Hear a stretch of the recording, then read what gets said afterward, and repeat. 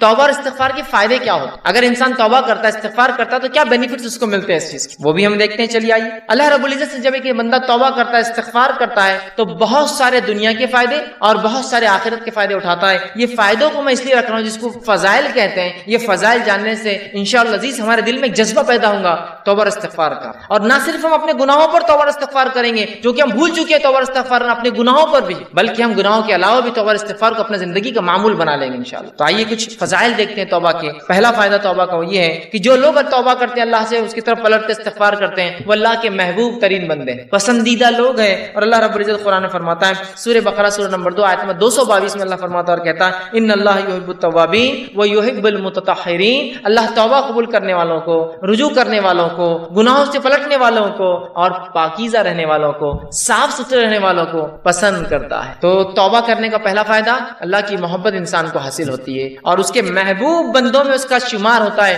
اس لیے کہ اللہ محبوب کو رکھتا ہے، پسند کرتا ہے توبہ کرنے والوں۔ دوسرا فائدہ توبہ کرنے کا جو کہ انسان کو ملتا ہے وہ کیا ہے؟ اللہ اسے بخش دیتا ہے، توبہ کرنے والے کو اللہ بخش دیتا ہے، معاف کر دیتا ہے، اس کی خطاؤں کو درگزر کر دیتا ہے۔ اللہ رب العزت قرآن میں فرماتا ہے، سورہ طٰہٰ سورہ نمبر 20 آیت نمبر 82، اللہ فرماتا ہے، وَإِنِّي لَغَفَّارٌ لِمَن تَابَ وَآمَنَ وَعَمِلَ صَالِحًا ثُمَّ اهْتَدَىٰ۔ سن لیجئے کیا فرمایا اللہ کہ میں جو ہے لوگوں کو معاف کرتا ہوں، لمن تابا، جو میری طرف رجوع کرتا ہے، جو میرے سے توبہ کرتا ہے میں اسے معاف کرتا ہوں، لیکن کنڈیشنل ہے میری معافی۔ پہلی شرط معافی کے لیے، وہ آمنا، وہ ایمان والا ہو، وہ عمل صالحا، اور پھر نیک کام کرے توبہ کرنے کے بعد۔ اس کا ہرگز معلوم مطلب یہ نہیں کہ توبہ کر لیا مطلب نیا اکاؤنٹ کھولنے کی اجازت مل گئی مجھے اب گناہ کرنے کی۔ توبہ کرتا ہے ایمان والا انسان اور پھر نیک کام کرتا ہے تو اللہ رب العزت فرماتا ہے، وَإِنِّي لَغَفَّارٌ لِمَن تَابَ، کہ ان لوگوں کی میں توبہ قبول کرتا ہوں جو مجھ سے توبہ کرتے ہیں اور انہیں معاف کر دیتا ہوں، اور پھر وہ ایمان لائے اور نیک عمل پھر کرتے رہے اور اس معاملے پہ جم جائے، اس معاملے بڑھ جائے۔ تیسرا فائدہ، چوتھا فائدہ اور پانچواں فائدہ، چونکہ ایک ہی حدیث میں آتا ہے اس لیے میں ایک ساتھ رکھوں گا۔ تیسرا فائدہ توبہ کا ہے، اللہ غم سے نجات دیتا ہے، پریشانیوں سے نجات دیتا ہے، مشکلوں سے نجات دیتا ہے۔ چوتھا فائدہ، تنگ دستی دور کرتا ہے۔ سبحان اللہ، ہم نے سوچا بھی نہیں تھا توبہ استغفار کا تعلق تنگ دستی سے بھی ہو سکتا ہے، یا توبہ استغفار کرنے سے رزق میں کشادگی بھی آ سکتی ہے، مال و دولت میں فراوانی بھی ہو سکتی ہے، اس لیے کہ توبہ کرنے کا ایک فائدہ ہے تنگ دستی سے اللہ نجات دیتا ہے۔ اور پانچواں فائدہ توبہ کا معلوم آپ کو کیا ہے؟ ایسی جگہ سے روزی دیتا ہے جہاں سے سوچا بھی نہیں ہو، تنگ دستی بھی دور ہوتی ہے، غم بھی دور ہوتے ہیں، اور ایسی جگہ سے روزی ملتی ہے، روزی سمجھتے ہیں نا آپ، رزق ملتا ہے جہاں سے سوچا بھی نہیں ہوگا، گمان بھی نہیں کیا ہوگا، فہم میں بھی نہیں لایا ہوگا اس۔ آئیے حدیث اس طرح سے ابو داؤد کی روایت ہے، تینوں فائدے ایک ہی حدیث میں آتے ہیں۔ پہلا، جو شخص استغفار کو لازم پکڑ لیتا ہے، استغفار کو اپنے نفس سے لازم کر لیتا ہے، پکڑتا ہے، تو اللہ تعالیٰ اس کے لیے ہر غم سے نجات کا راستہ نکالتا ہے۔ ہر غم، سمجھتے ہیں آج کون سا ہے نا جو انسان ہے جو غم زدہ نہیں، پریشان حال نہیں ہے؟ بتائیے مجھے، تو کہہ سکتا ہے کہ مکمل طور 100% خوش ہوں؟ ہم تو ہر حال میں اللہ کا شکر تو ادا کرتے ہیں، لیکن کہیں نہ کہیں پریشانیاں ہیں۔ پریشانیوں کا حل توبہ اور استغفار۔ ہم نے تو کبھی سوچا ہی نہیں تھا کہ غم کا علاج بھی استغفار ہو سکتا ہے۔ ہر غم سے اللہ نجات دیتا ہے استغفار کی بنیاد پہ، اس کی فضیلت یہ ہے۔ دوسرا، ہر تنگ دستی سے کشادگی کی طرف لے آتا ہے، ہر قسم کی غربت اور تنگ دستی سے نکال کے کشادگی کی طرف لاتا ہے۔ اور تیسرا، صرف تنگ دستی اور تنگ دستی سے نکال کے کشادگی کی طرف نہیں لاتا ہے، ایسی جگہ سے روزی دیتا ہے جہاں سے اس نے گمان بھی نہ کیا ہو، سوچا بھی نہ ہو۔ یاد رکھیں، سوچا بھی۔ کیا فائدے ہیں استغفار اور توبہ؟ روزی میں برکت، ایسی جگہ سے روزی جہاں سے سوچا نہ ہوگا، ہر غم سے نجات۔ کوئی کہتا ہے میرے گھر میں بیماری ہے، میں غم زدہ ہوں، استغفار کی کثرت۔ کوئی کہہ رہا ہے مجھے تنگ دستی ہے، استغفار کی کثرت۔ کوئی کہہ رہا ہے مجھے جو مال و دولت کی کمی ہے، استغفار کی کثرت کیجئے تو صحیح، آپ دیکھیے اللہ کیسی رزق دیتا ہے۔ اور کوئی کہے مال و دولت تو ہے، برکت نہیں ہے، استغفار کیجئے، اس لیے کہ اللہ نے مال و دولت کی برکت چھین لی نا آپ کی۔ رزق میں اضافہ کہاں ہو رہا ہے؟ مال تو تعداد کوانٹٹی وائز بہت ہے، لیکن دل کہاں سکون میں ہے؟ استغفار نہیں کر رہے ہیں۔ استغفار کی کثرت، استغفار کی کثرت، استغفار کو معمول بنا لیجیے۔ تین عظیم فائدے ایک ہی حدیث میں استغفار کے، غم سے نجات، تنگ دستی سے کشادگی کی طرف، اور ایسی جگہ سے روزی دیتا ہے جہاں سے سوچا بھی نہیں۔ اسی طرح غم سے نجات کے تعلق سے چھوٹا سا واقعہ رکھ دیتا ہوں صرف آپ کے سامنے، چونکہ ہمارے حالت میں ایسے واقعات ہوتے ہیں، ہمارے ماحول میں اس لیے رکھ رہا ہوں کہ نبی اکرم صلی اللہ علیہ وسلم کے پاس ایک صحابہ اور ایک صحابی آئے جن کے بیٹے کو گرفتار دشمنوں نے پکڑ لیا، اور نہ صرف پکڑا، خبر ملی کہ بہت مضبوط زنجیروں کے اندر اس کے پیر باندھ دی۔ وہ آئے اور کہا اللہ کے رسول صلی اللہ علیہ وسلم، دشمنوں نے جو ہے ہمارے بچے کو پکڑ لیا ہے، آپ کچھ بتائیے کیا کیا جائے، کیا کرا جائے کہ ہمارا جو ہے بچہ واپس آ جائے، میرا بیٹا جو ہے واپس آ جائے، وہ ماں اور باپ دونوں آئے۔ اللہ کے رسول صلی اللہ علیہ وسلم نے کہا استغفار کی کثرت، استغفار کرو۔ وہ کہتے ہیں کہ وہ دونوں گھر گئے، استغفار کی خوب کثرت، اور ان کے بیٹے کہتے ہیں کہ جب میں بیڑیوں میں جکڑا تھا، اچانک ایسا ہوا کہ میری میری پیروں کی دونوں بیڑیاں ٹوٹ گئی. اچانک رات دونوں بیڑیاں ٹوٹ. جب بیڑیاں ٹوٹ گئی تو میں پریشان ہو گئی, یہ کیا ہوا؟ لوہے کی زنجیریں تھی وہ بیڑیاں بولتے لوہے کی موٹی موٹی زنجیروں میں جب قیدی کو قید کیا جاتا ہے جو آسانی سے نہیں ٹوٹتی, یاد رکھیں, ٹوٹ گئی. میں پریشان ہوا اور ایک اونٹ میں نے پکڑا, وہ ایک اونٹنی میں نے لی, اس پر سوار ہوا اور بھاگنے لگا. جب میں اس اونٹنی پر بیٹھ کر بھاگنے لگا تو سارے اونٹ باڑے کے نکل کے میرے پیچھے بھاگنے لگے. اب چونکہ مجھے تو جان بچانے تھی, میں نکل گیا اور پورے اونٹ بھی پیچھے بھاگنے لگے. اور اس کے بعد وہ اپنے گھر آئے, والدین خوش ہو اٹھے, والدین سے ملاقات اور اللہ کے رسول کے پاس اس بچے کو لے کر, اللہ کے رسول ہمارا بیٹا گھر واپس آ گیا ہے, استغفار کی برکت دیکھی, بچہ واپس آ گیا. ہر غم تھا نا بیٹے کے گمنے کا, اللہ نجات دے دی, بیٹا واپس دے دیا. پھر کہا اللہ کے رسول اب یہ اونٹوں کو کیا کرے, چونکہ بھاگنے کے لیے میں نے دشمن کی اونٹنی لے لی تھی نا, جان بچانے کے لیے جو اونٹنی لی گئی تھی ان کی نہیں تھی, دشمن کی تھی. اور کہا وہ ایک نہیں, وہ اونٹنی کی وجہ سے کئی اونٹ پیچھے آ گئے میرے. تو اللہ کے رسول نے کہا یہ رزق ہے جو اللہ نے تمہیں دیا بغیر سوچے کہ, مطلب ایسی جگہ سے دیا جو تم استعمال کرو ان اونٹنیوں کو اور ان اونٹوں کو, اور ان کو سارے اونٹ دے. دیکھیے نا, ایک تو نجات ملی استغفار سے, اور دوسرا رزق بھی مل گیا جہاں سے سوچا بھی نہیں تھا. دشمن کا رزق, مطلب دشمن کے پاس کی چیز گھر آ گئی. کتنے فائدے نا استغفار.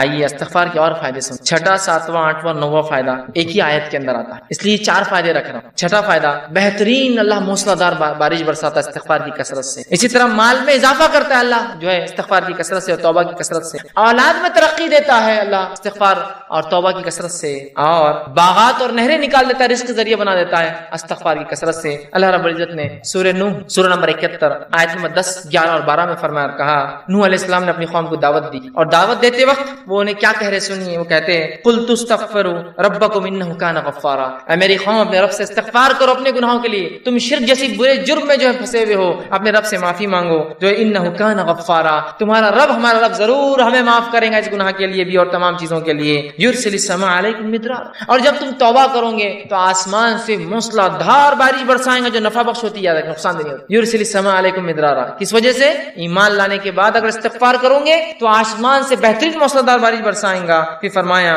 وَيُمْدِدْكُمْ بِأَمْوَالٍ وَبَنِينَ, اور تمہیں مال میں, دیکھیے مال کا سیدھا لفظ ہے, رزق کا لفظ ہے, رزق میں مال اولاد سب آتا ہے. وَيُمْدِدْ, تمہیں بڑھاوا دیں گا, مَالٍ وَبَنِينَ, مال میں, روپیے اور پیسے میں, اور لڑکوں میں اضافہ کریں گا تمہارے, ہے نا. انسان کیا چاہتا ہے اپنے لیے, تو کہا تم چاہتے ہو نا رب سے اولاد اور لڑکے, تو اس میں اضافہ کریں گا تمہارے. جو لوگ بے اولاد ہو استغفار کی کثرت, بارش نہیں ہو رہی ہے استغفار کی کثرت, چونکہ نوح علیہ السلام کہہ رہے ایمان کے بعد استغفار کرو گے تو بارش برسائیں گا, مال و دولت میں اضافہ کریں گا, اولاد عطا فرمائیں گا. تو ٹھیک, پھر فرمایا وَيَجْعَلْ لَكُمْ جَنَّاتٍ وَيَجْعَلْ لَكُمْ أَنْهَارًا, اور تمہارے لیے بہترین باغات میسر کر دیں گا, اور صرف باغات نہیں بہترین نہریں جاری کر دیں گا کہ نہ صرف کھیتی ہو, پانی والی کھیتی تمہیں عطا فرمائے. 4 فائدے دیکھیں استغفار کے کیسے ایک ہی ساتھ آ رہے ہیں. بارش کا بہترین برسنا. دوسرا فائدہ ہم دیکھ رہے ہیں اس کے اندر, وہ یہ ہے کہ مال میں اضافہ, اولاد میں اضافہ, اور کھیتی باڑی اور نہروں کے اندر اضافہ اللہ تعالیٰ کر دیتے. 10واں فائدہ استغفار کا وہ یہ ہے, انسان کا دل سیاہ کالا ہونے سے بچ جاتا ہے. نبی اکرم صلی اللہ علیہ وسلم فرماتے ہیں, مستدرک حاکم کی روایت آپ نے فرمایا, بندہ جب گناہ کرتا ہے تو اس کے دل پر ایک کالا سیاہ داغ پڑ جاتا ہے, ایک اسپاٹ آ جاتا ہے. اگر وہ استغفار کر لیتا ہے تو اسپاٹ مٹا دیا جاتا ہے, وائپ آؤٹ کر دیا جاتا ہے, صاف کر دیا جاتا ہے. لیکن اگر وہ توبہ اور استغفار نہیں کرتا تو داغ بڑھتا جاتا ہے, بڑھتا جاتا ہے, بڑھتا جاتا ہے, حتیٰ کہ اس کا پورا دل کالا ہو جاتا ہے. تو اگر انسان توبہ استغفار کرتا ہے تو دل صاف ہو جاتا ہے, وہ دھبا دل سے نکل جاتا ہے جو گناہ کی وجہ سے لگ جاتا ہے دلوں کے اوپر. لیکن آج گناہ کرنے کے بعد بھی ہم کہاں رجوع کرتے ہیں استغفار کرتے, ہے نا. اسی لیے کہا جاتا ہے ہمارے دل تو آج کالے ہو چکے ہیں, اس لیے کہ ہمارے اعمال کالے. استغفار کرنے سے دھبا مٹتا چلا جاتا ہے, گناہ ہوئے استغفار کیجیے, توبہ کیجیے, دھبا مٹ جائیں, تو دل کالے ہونے سے بچ جاتا ہے. اور جب استغفار کرتا ہے تو دل چمکا دیا جاتا ہے, صاف کر دیا جاتا ہے. اسی طرح 11واں فائدہ توبہ اور استغفار کا وہ یہ ہے کہ توبہ اور استغفار سے کتنا ہی گناہ, بڑا گناہ کیوں نہ اللہ معاف کر دیتا ہے. توبہ اور استغفار جب انسان کرتا ہے نا, کتنا ہی بڑا گناہ آپ نے اور ہم نے کیوں نہ کیا ہو, اللہ معاف کر, کتنا ہی بڑا. اور سب سے بڑا دنیا میں گناہ کون سا ہے؟ اللہ کے ساتھ شرک کرنا. اگر شرک کرنے والا بھی توبہ کرے سچی, تو سچی توبہ کے بعد اللہ اس کے شرک کو بھی معاف کر دیتا ہے, زنا کو بھی معاف کر دیتا ہے, کفر کو بھی معاف کر دیتا ہے, نفاق کو بھی معاف کر دیتا ہے, ہر قسم کے گناہ کو معاف کر دیتا ہے. اور نماز اگر چھوڑتا ہے, تارک الصلاۃ, نماز چھوڑنے والا, تو اس کے گناہ معاف ہو جائیں گے. لیکن توبہ سچی ہو, اور توبہ کی شرائط میں انشاءاللہ آگے آؤں گا. لیکن جو بات آیت گزری آگے وہ یہ ہے کہ ایمان لانے کے بعد عمل صالح بڑھ جائے, یہ توبہ کی شرائط ہے. ورنہ یہ نہیں کہ توبہ کر لی اور اگلا گناہ کرنا پھر شروع کرنا. گناہ کرنے سے ہر گناہ کی معافی, توبہ کرنے سے ہر گناہ کی معافی ملتی ہے. ہر گناہ کی شرط یہ ہے کہ موت سے پہلے یا قیامت کی کوئی بڑی علامت آنے سے پہلے یہ کر لیا جائے, موت سے پہلے. اس لیے کہ آپ نے حدیث فرمایا, جب خرخراہٹ کی آواز گلے میں شروع ہوتی نا, نزات کی حالت, موت سے قریب خر آواز آتی گلے سے, انسان مرنے قریب ہوتا ہے, تو تب کی گئی توبہ قبول نہیں ہوتی ہے. جیسے کہ فرعون نے بھی توبہ کی تھی جب وہ غرق ہو رہا تھا, صحیح بخاری کی روایت, غرق ہو رہا تھا, موت دیکھ چکا تھا, توبہ کی, اللہ نے توبہ قبول نہیں کی اور ڈوب کو مارا. کیوں تو ڈوبتے وقت کہا میں ایمان لایا موسیٰ اور ہارون کے رب پر, کام نہیں آئی لیکن توبہ. تو اس سے پہلے کہ موت آئے توبہ کر لے یا کوئی علامت آ جائے قیامت کی، توبہ ضروری یاد ہے۔ ہر گناہ کی توبہ اللہ معاف کرتا ہے، لیکن زندگی میں یاد رکھیں مرنے سے پہلے اور نجات کی مطلب مرنے کے بعد اور نجات کی حالت سے پہلے اگر توبہ نہ ہوئی تو پھر توبہ کی گنجائش نہیں۔ جو گناہ ہم سے ہوا ہو کتنا ہی بڑا کیوں نہ ہو، سچی توبہ اپنے رب سے کیجیے، یاد رکھیں توبہ تو نصوحہ کیجیے، انشاءاللہ عزیز ہمارا رب کو ہم پائیں گے کہ وہ ہر گناہ کو معاف کرتا ہے۔ آئیے 12واں فائدہ، سچی توبہ کرنے سے ایک ایسا عظیم فائدہ ہے، سنیے، سچی توبہ کرنے سے اللہ گناہوں کو بھی نیکی میں تبدیل کر دیتا ہے۔ سبحان اللہ، ایسا کہیں ہوتا ہے کسی کا آپ نے نقصان کیا، نقصان کرنے کے بعد معافی مانگی اور اس نے اتنے نقصان کے بدلے آپ کو کچھ عطا کر دی، ہوتا یہ کہ معافی دے دے تو بڑی بات ہے، نہیں تو چیز بھر کی بھی دینا پڑتی، معافی مانگنا پڑتی ہے، زندگی بھر کی دشمنی بھی رہتی۔ باقی گناہوں کو نیکی میں تبدیل کرنے اگر توبہ سچی ہو تو نبی اکرم صلی اللہ علیہ وسلم کے پاس ایک ایسا قبیلہ آیا عرب کا جو لوٹ مار کرتا تھا، راستوں مسافروں کو لوٹتا تھا اور وہی ان کی انکم کا ذریعہ تھا، خون خرابہ، قتل، غارت گری، شرک اور کفر اور لوٹ مار۔ وائے کہ اللہ کے رسول، کیا ہماری توبہ ہے؟ مطلب ہم اگر توبہ کرنا چاہتے ہیں کہ ہماری توبہ ہے جو اتنے گناہ ہم زندگی میں کر چکے ہیں، اور آج کون سا ایسا انسان ہے دنیا میں جو معافی نہیں چاہتا اپنے گناہوں کے لیے؟ راستہ یہ ہے معافی کا، راستہ یہ ہے معافی۔ ہر انسان چاہتا ہے اسے گناہ معاف ہو، ہر انسان ریپینٹ کرنا چاہتا ہے، توبہ کرنا چاہتا ہے، استغفار کرنا چاہتا ہے اپنے رب، یہ ہے طریقہ توبہ۔ تو کہا ہماری کوئی توبہ ہے؟ اللہ رب العزت نے ایک پوری طویل آیت نازل کی کہ وہ لوگ جو کفر کرتے ہیں، قتل کرتے ہیں، ٹھیک ہے، اور جو ہے اسی میں جو کفر اور شرک اور قتل غارت گری میں ان کی موت آ جاتی ہے، تو اللہ ان سے عذاب کو نہیں ہٹائیں گا۔ لیکن آگے فرمایا جو کہ آیت اس طرح سے اللہ فرماتا ہے الا من تاب وعمل عملا صالحا فاولئک یبدل اللہ سیئاتہم حسنات وکان اللہ غفورا رحیما۔ اللہ نے فرمایا الا من تاب، ان گناہوں کے بعد اگر کوئی توبہ کر لے، شرک کیا تھا، قتل کیا تھا، جو کچھ کیا تھا، اگر توبہ کر لے، وآمنا، اور پہلی شرط ایمان لائے، اور الحمدللہ ہم تو مسلمان ہیں تو ایمان والے ہم ہیں ہی، اس کے بعد دوسری شرط وعمل عملا صالحا، اور اس کے بعد نیک کام شروع کر دے، عمل صالحا، فاولئک، تو اللہ پھر اس عمل کے بدلے کی ایمان والا ہے، سچی توبہ کیا، اولئک یبدل اللہ سیئاتہم، تو اللہ بدل دیں گا ان کے گناہوں کو حسنات، نیکیوں کے اندر۔ سبحان اللہ۔ اور آگے فرمایا وکان اللہ غفور الرحیم، اور اللہ تعالیٰ تو معاف کرنے والا اور رحم کرنے والا ہے۔ تو گناہ بھی نیکی میں تبدیل ہو سکتے ہیں اگر سچی توبہ انسان۔ اسی طرح ابن ماجہ کی روایت ہے، آپ صلی اللہ علیہ وسلم فرماتے کہتے ہیں اگر تم اس قدر گناہ کرو کہ تمہارے گناہ آسمان تک پہنچ جائے، لیکن ان حدیثوں کو بالکل رائٹ کانٹیکسٹ میں لیجیے، بالکل صحیح معنوں میں لیجیے، یہ حدیث سے دلیل نہیں ہے گناہ کرنے کی، جو ہو جاتے اس کی معافی کی دلیل ہے، رائٹ کانٹیکسٹ۔ اللہ کے رسول فرماتے ہیں کہ اگر تمہارے گناہ آسمانوں تک بھی اگر چھوں گے، ٹھیک، اگر تم اس قدر گناہ کرو کہ تمہارے گناہ آسمانوں تک پہنچ جائیں گے، پھر تم توبہ کر لو تو اللہ تمہاری توبہ کو قبول کریں گے۔ اگر کسی انسان نے ایسے بھی گناہ کیے ہو جو آسمانوں تک چھو رہ جاتے، لیکن وہ اللہ کی ذات سے ان گناہوں پہ کبھی نا امید نہ ہو، یاد رکھ، بلکہ اگر سچی توبہ کرتا ہے تو انشاءاللہ عزیز اپنے رب کو وہ توبہ قبول کرنے والا اور معاف کرنے والا ضرور پائیں گے، لیکن توبہ سچی ہو، اس کے شرائط کے ساتھ، یاد رکھیں۔ چلیے آئیے آگے 13واں فائدہ جو ہم توبہ کا فائدہ اٹھاتے ہیں اور جو ہے استغفار کا، آدمی سچی توبہ کی وجہ سے جنت کا مستحق بن جاتا ہے، سچی توبہ کی وجہ سے جنت کا مستحق بن جاتا ہے۔ اللہ رب العزت نے سورۃ تحریم سورہ نمبر 66 آیت نمبر 8 میں فرمایا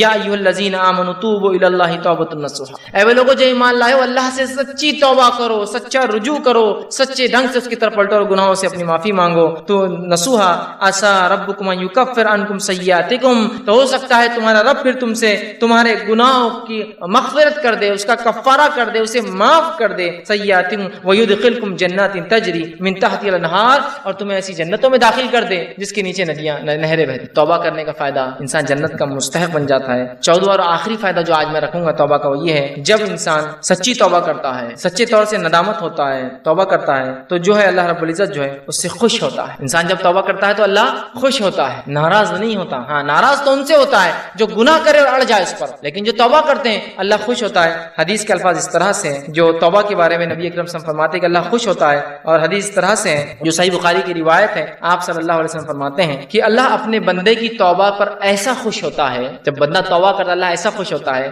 جیسے کہ ایک شخص سفر پر نکلا ہو، مسافر ہو، سفر کر کے چل جا رہا ہو اور ایک جگہ اپنے اونٹ کو باندھے اور لیٹ جائے ریگستان کے بیچ میں، اور جب وہ جاگے تو اس کا اونٹ چلا جائے، وہ تھوڑا نکل کر ڈھونڈتا ہے اپنے اونٹ کو، اس کا اونٹ اسے نظر نہیں آتا، تو پھر وہ واپس آتا ہے اور سوچتا ہے کہ اب ریگستان میں گھوم کے مرنے سے اچھا ہے جہاں لیٹا تھا اس چھوٹے درخت کے نیچے لیٹ جاؤں تو مجھے موت آ جائے، کیونکہ اب ریگستان میں اونٹ گھومنا مطلب موت ہے اور کوئی راستہ نہیں۔ وہ آ کر لیٹ جاتا ہے، اور جب لیٹ جاتا ہے تھوڑی دیر بعد دیکھتا ہے تو اس کا اونٹ پورے مال کے ساتھ جو کا تو کھڑا ہے۔ ایک تو ریگستان، اس پر اکیلا مسافر، اور اس پر اونٹ کا واپس آنا، یہ بہت تعجب کی بات ہے۔ جو لوگ عرب ہیں وہ جانتے ہیں، جو لوگ اونٹ پالتے ہیں جانتے ہیں اونٹ کبھی زندگی میں تو نہیں ہوتا. اس لیے حدیث میں آپ نے فرمایا قرآن جو شخص حفظ کرتا ہے اسے پکڑ کر رکھے، اس لیے کہ قرآن کا حفظ ایسے ذہن سے نکلتا ہے جیسے اونٹ مالک سے نکل کر بھاگ جاتا ہے. ایک اونٹ کو آپ 100 سال پالیے، 100 سال بعد رسی ایک بار کھلی چھوڑیے، ایسے بھاگیں گا کہ کبھی واپس لوٹ کر نہیں آئے. لیکن اس کا اونٹ واپس مال کے ساتھ آ جاتا ہے، اس سے بڑی خوشی کی بات کر، اور وہ خوشی سے جھوم اٹھتا ہے اور کہتا ہے خوشی میں اے اللہ میں تیرا رب اور تو میرا بندہ. خوشی میں، کیونکہ اس کو سمجھتا نہیں کیا بولوں اس خوشی کے اندر، تو کہتا ہے اللہ میں تیرا رب اور تو میرا بندہ. اس آدمی سے بھی زیادہ اللہ خوش ہوتا ہے جب کوئی شخص توبہ کرتا ہے. اس آدمی سے بھی زیادہ اللہ خوش ہوتا ہے جب کوئی شخص توبہ کرتا ہے. دیکھ رہے ہیں آپ توبہ کیا فضیلت ہے. اللہ خوش ہوتا ہے توبہ کرنے والوں سے اور بہت ناراض اور غضبناک ہوتا ہے، عذاب نازل کرتا ہے جو گناہوں پہ گناہ کرتے ہیں. اور انسان ہونے کے ناطے کیا گناہ ہم سے نہیں ہوتے، کیا گناہ نہیں ہوتے ہماری آنکھوں سے، ہمارے ہاتھ سے، ہماری زبان سے، ہمارے کانوں سے، ہمارے جسم سے. لیکن رب سے ہم فوراً کر لیں استغفر اللہ استغفر اللہ، پتہ نہیں کیا ہو گیا، کوئی چیز نقصان پہنچ گیا، کسی جانور کو نقصان پہنچ گیا، کسی انسان کو پہنچ گیا ہوں، میں نہیں جانتا ہوں، میری گاڑی کہیں کھڑی تھی کسی کو تکلیف ہو گئی ہوگی، استغفار کا ورد کر رہا ہوں استغفر اللہ، ہو گیا گناہ معاف. آئندہ غلطی نہیں کرنا چاہیے، لیکن انون ہم کو نہیں پتا ہم سے کیا ہو رہا ہے، کتنی خطائیں غلطیاں ہو جاتی، بس ورد کرتے رہیے، اپنے ایک معمول بنا لیں ہم. تو آپ صلی اللہ علیہ وسلم فرماتے اس سے زیادہ اللہ خوش ہوتا ہے اس آدمی سے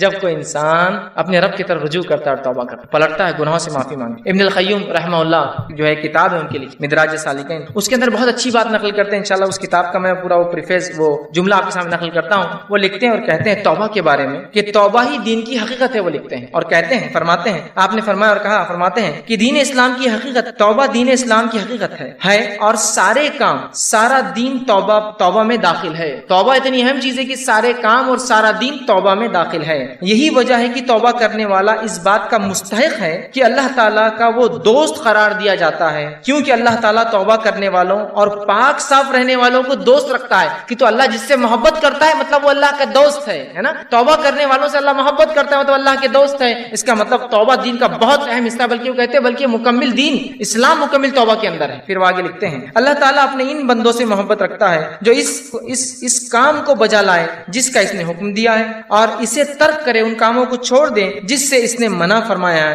تو گویا توبہ کا مفہوم یہ ہے کہ جن کاموں کو اللہ تعالیٰ نے ظاہری اور باطنی طور پر ناپسند فرمایا ہے، فرماتا ہے انسان ان سے رجوع کرے، توبہ کرے، کرتے ہوئے ایسے کاموں کو اختیار کرے جنہیں اللہ تعالیٰ ظاہری اور باطنی مطلب اوپنلی اور کلوزلی، چھپا ہوا سیکرٹلی اس کو پسند کرتا ہے. فرماتا ہے اس اعتبار سے توبہ ایک جامع لفظ ہے اور اسلام، ایمان اور احسان اس توبہ میں مکمل طور سے داخل ہے اور یہ تمام مقامات کا احاطہ کیے ہوئے. اسی لیے یہ ہر مومن کے مقصود کی ابتدا بھی ہے کہ وہ توبہ کرے اور انتہا بھی ہے، خاتمہ بھی اسی پر ہو کہ وہ توبہ کرے. اسی مقصود کی خاطر مخلوق کو جود بخشا گیا اور توحید اسی کا ایک جز ہے بلکہ عظیم جز ہے. پھر آگے لکھتے ہیں اکثر لوگ توبہ کی قدر و منزلت اور اس کی حقیقت سے آگاہ نہیں ہوتے. علم اور عمل اور حال کے اعتبار سے توبہ کرنا تو بہت دور کی بات ہے. اللہ تعالیٰ توبہ کرنے والوں سے اسی لیے محبت رکھتا ہے کہ ساری مخلوق میں وہی ہے جو اس کے خاص بندے ہیں. توبہ کرنے والے خاص بندے ہیں، گناہ گار تو سارے ہی ہیں، خاص ہیں. اگر توبہ اسلام کے تمام احکام اور ایمان کے کامل حقائق کی جامع نہ ہوتی تو اللہ تعالیٰ اپنے بندے کی توبہ پر اس قدر مسرت کا اعلان نہ کرتا. اگر توبہ بہت اہم چیز نہ ہوتی تو وہ حدیث میں وہ نہیں آتا کہ ایک آدمی جس طرح سے خوش ہوتا ہے اللہ ویسا خوش ہوتا ہے. اعلان اظہار نہ فرماتا. تمام مقامات، وہ احوال جن کے بارے میں لوگ گفتگو کرتے ہیں، وہ سب توبہ ہی کی تفصیلات اور اس کی آثار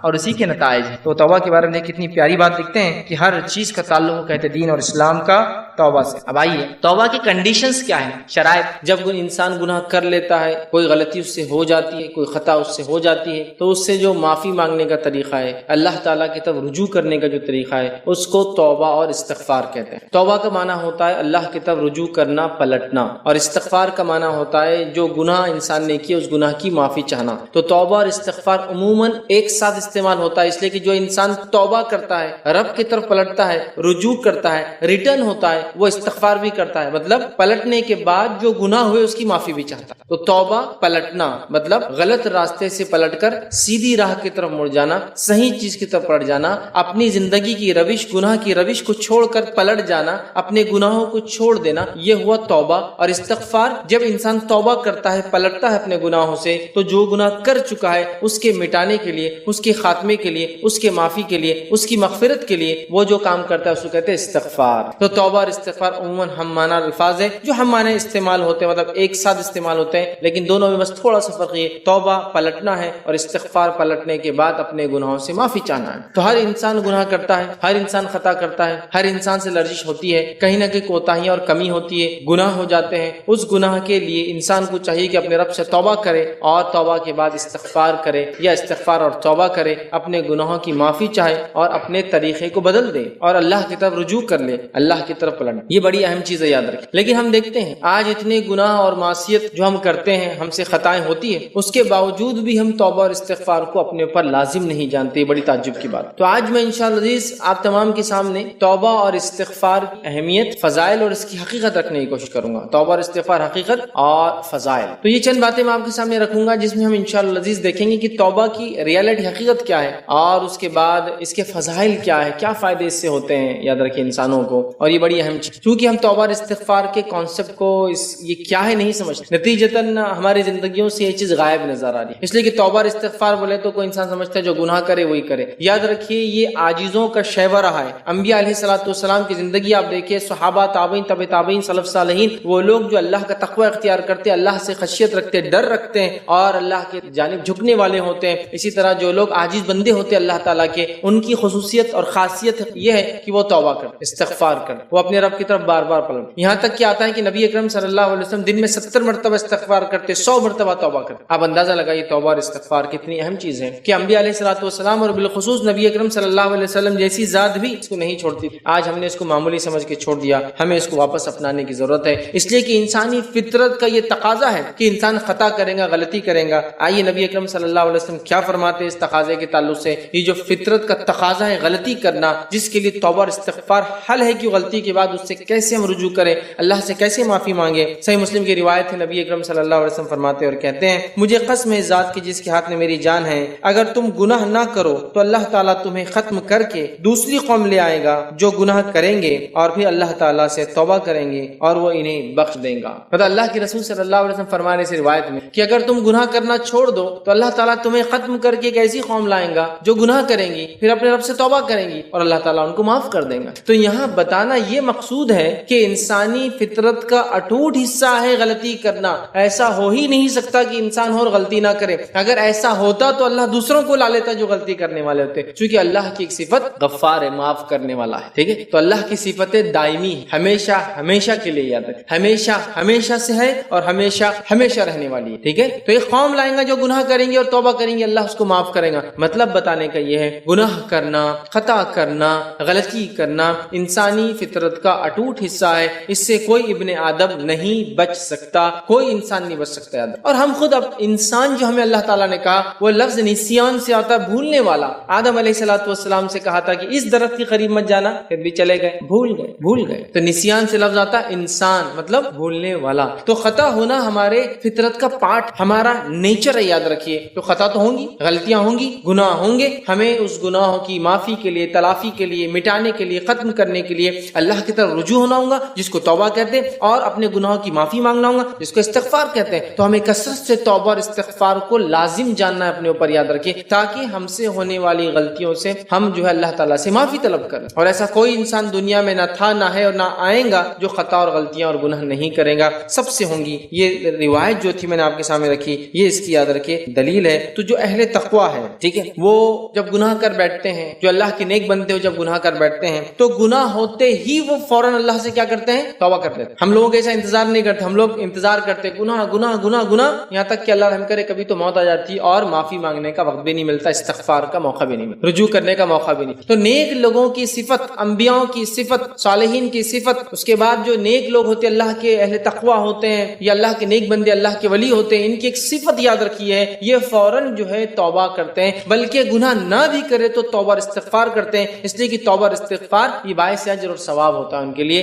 گناہ نہ کرنے کے باوجود بھی اس کو کرتے ہیں۔ تو یہ ہمارے لیے کتنا لازم ہے کہ ہم جو اتنی خطا اور گناہ کرتے ہیں توبہ اور استغفار کو لازم جانیں، چونکہ اس کے فضائل، فائدے ہم جانتے نہیں ہیں، اس کی اہمیت ہمیں بتائی یا سکھائی نہیں گئی ہے، یا اس کو معمولی عمل سمجھتے ہیں، یا یہ سمجھتے ہیں میں کون سے بڑے بڑے گناہ کر رہا ہوں جو میں توبہ اور استغفار کروں۔ آئیے نبی اکرم صلی اللہ علیہ وسلم کو دیکھیے، آپ کیا گناہ اور خطا کرتے تھے، پھر بھی آپ توبہ اور استغفار کرتے۔ تو یہ اللہ تعالیٰ کی رحمت ہے ہمارے لیے کہ اللہ تعالیٰ رات میں اپنے ہاتھوں کو پھیلاتا ہے اور دن میں گناہ کرنے والے کے لیے اعلان کرتا ہے، دن میں گناہ کرنے والوں معافی مانگو، اور دن کو ہاتھ پھیلاتا آتا ہے تاکہ رات میں گناہ کرنے والے اللہ تعالیٰ سے معافی مانگ لے. جب اللہ کا نیک بندہ اللہ تعالیٰ کے ساتھ کوئی خطا یا کوئی گناہ ہو جاتا ہے وہ فوراً اپنے رب سے توبہ کرتا ہے. چونکہ اللہ سبحانہ تعالیٰ رات کے گناہ کرنے والوں کو دن میں معاف کر دیتا ہے توبہ کی وجہ سے, دن کے گناہ کرنے والوں کو رات میں معاف کر دیتا ہے توبہ کی وجہ سے. اگر ہم توبہ کو لازم جان لیں تو ہم اپنے گناہ مٹا سکتے ہیں. یاد رکھیے اپنے رب کے پاس اپنی مغفرت درج کرا سکتے ہیں. یاد رکھیے اللہ تعالیٰ معاف کرتا ہے, یہ اس کی وسعتیں ہیں. اور جتنے گناہ ہم نے کیے ہوں, جتنے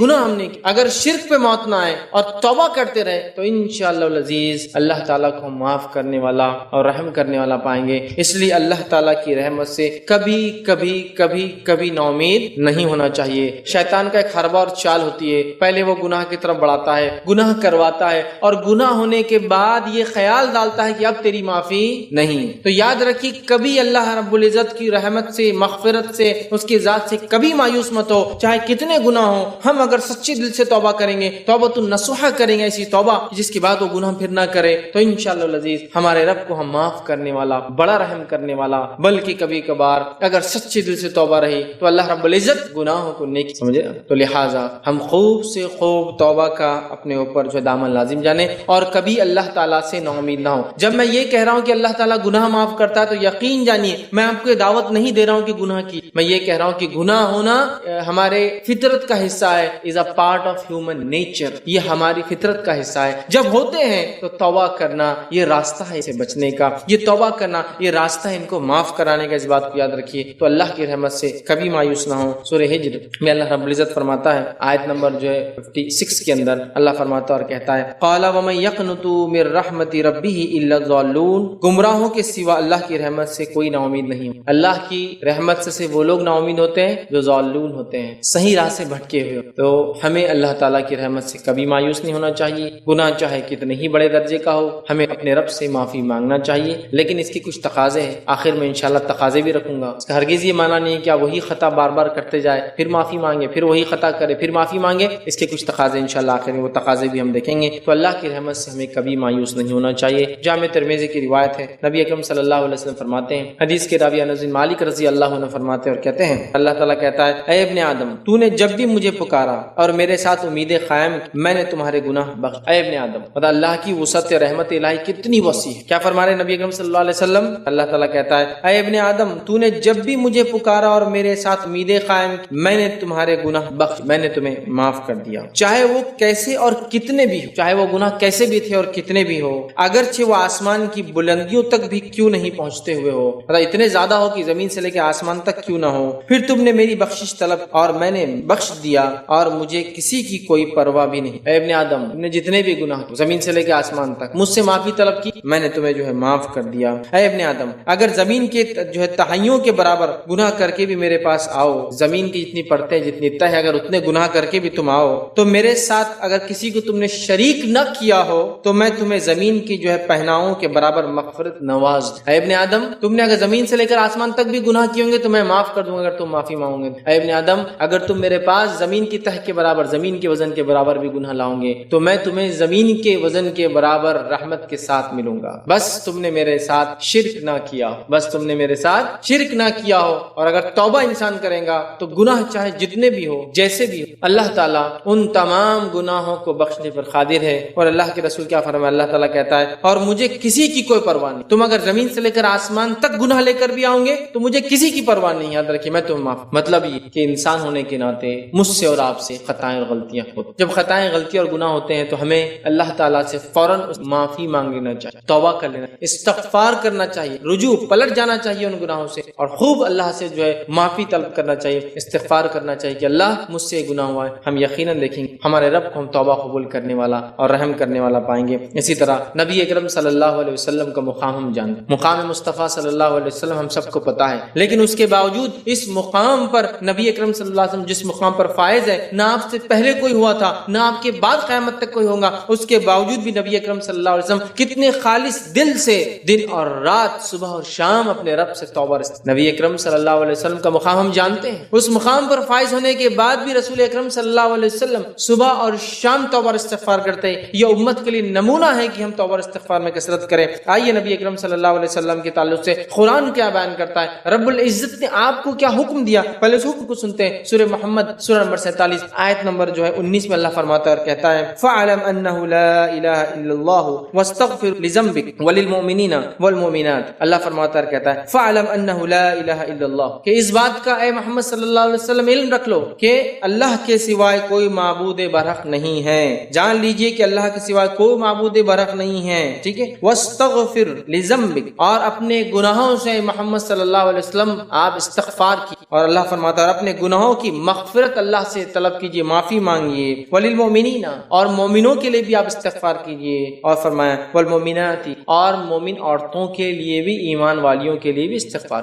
تو یہاں دیکھیے اللہ نے فرمایا وَاسْتَغْفِرْ لِذَنبِكَ، کہ اے محمد صلی اللہ علیہ وسلم آپ اپنے گناہوں سے اللہ سے استغفار معافی مانگیں، اور مومنوں کے لیے، اور مومن مرد اور مومن عورتوں کے. تو یہاں اللہ رب العزت نبی کو اس مقام پر ہونے کے باوجود یہ کہہ رہا ہے اپنے گناہوں کی معافی طلب کیجئے. در حقیقت امت کو سبق ہے کہ امت کس کثرت سے استغفار کو لازم ہے، کہ نبی کو حکم آ رہا ہے. آئیے اسی طرح جو ہے صحیح بخاری کی روایت نبی اکرم صلی اللہ علیہ وسلم کے تعلق سے آتا ہے، اور روایت کے الفاظ اس طرح سے ہیں مجھے اللہ کی قسم میں ایک دن میں 70 مرتبہ سے زیادہ اللہ سے توبہ استغفار. نبی اکرم صلی اللہ علیہ وسلم فرماتے ہیں مجھے اللہ کی قسم میں ہر روز دن میں 70 مرتبہ توبہ استغفار کرتا. نبی اکرم صلی اللہ علیہ وسلم کا معمول تھا آپ بکثرت توبہ استغفار کرتے. 70 مرتبہ آپ خود کہہ رہے ہیں میں اللہ کی قسم میں 70 مرتبہ سے زائد اللہ سے توبہ استغفار کرتا ہوں. ابو داؤد کی روایت ہے. عبداللہ بن عمر رضی اللہ عنہ اس کے راوی فرماتے اور کہتے ہیں کہ نبی اکرم صلی اللہ علیہ وسلم کی ایک مجلس میں بیٹھے نبی اکرم صلی اللہ علیہ وسلم کی زبان مبارک سے جو ہے نکلنے والے کلمے کو 100 مرتبہ سے زیادہ سنتے تھے. ہم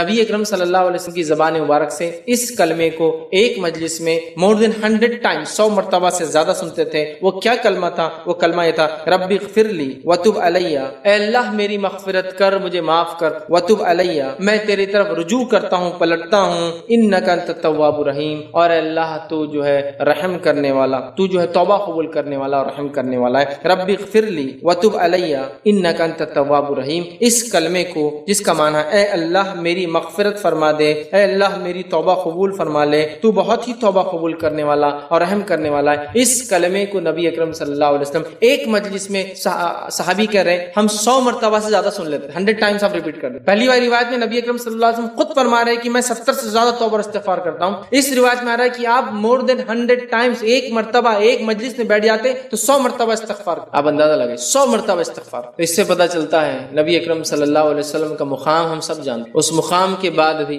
نبی اکرم صلی اللہ علیہ وسلم کا اس کثرت سے استغفار امت کے لیے بہت بڑی دلیل ہے کہ ہم کتنے گناہ اور معصیت کرتے ہیں. ہمارے لیے کتنا ضروری ہے کہ توبہ اور استغفار کو ہم اپنی نفس پر لازم جانیں، اس کے فضائل، اس کی اہمیت کو. آئیے آگے بڑھتے ہیں. توبہ اور استغفار کے تعلق سے چند باتیں اور دیکھتے ہیں. مخلص اور متقی لوگوں کا توبہ اور استغفار یہ اوصاف، یہ صفت. پہلے تو نبی اکرم صلی اللہ علیہ وسلم کی خود ہی عادت مبارکت، اللہ نے آپ کو حکم دیا آپ کو 70 اور 100 مرتبہ توبہ استغفار کریں. اب ہم دیکھتے ہیں مخلص اور متقی لوگ جو اللہ کے خالص بندے ہوتے ہیں، اس کا ڈر اور پاس و لحاظ رکھتے ہیں، تقوی رکھتے ہیں، ان لوگوں کے اوصاف میں یہ بھی شامل ہے کہ وہ کثرت سے توبہ اور استغفار کرتے. یاد رکھیے تو اہل ایمان میں جو مخلصین ہیں، جو ایسے اصحاب ہیں جو اللہ رب العزت پر ایمان لاتے ہیں اور نیک اعمال کرتے ہیں، ان کا یہ طریقہ ہے کہ وہ گناہوں پہ نہ کبھی اڑتے ہیں، نہ اصرار کرتے ہیں کہ میں کروں گا، بلکہ جو ہی گناہ ہوتا ہے اس کی معافی اپنے رب سے جو ہے طلب کر لیتے. یاد رکھیے. اور اللہ رب العزت نے قرآن میں فرمایا سورہ آل عمران سورہ نمبر 3 آیت نمبر 16 اور 17 میں اللہ فرماتا اور کہتا ہے الذین یقولون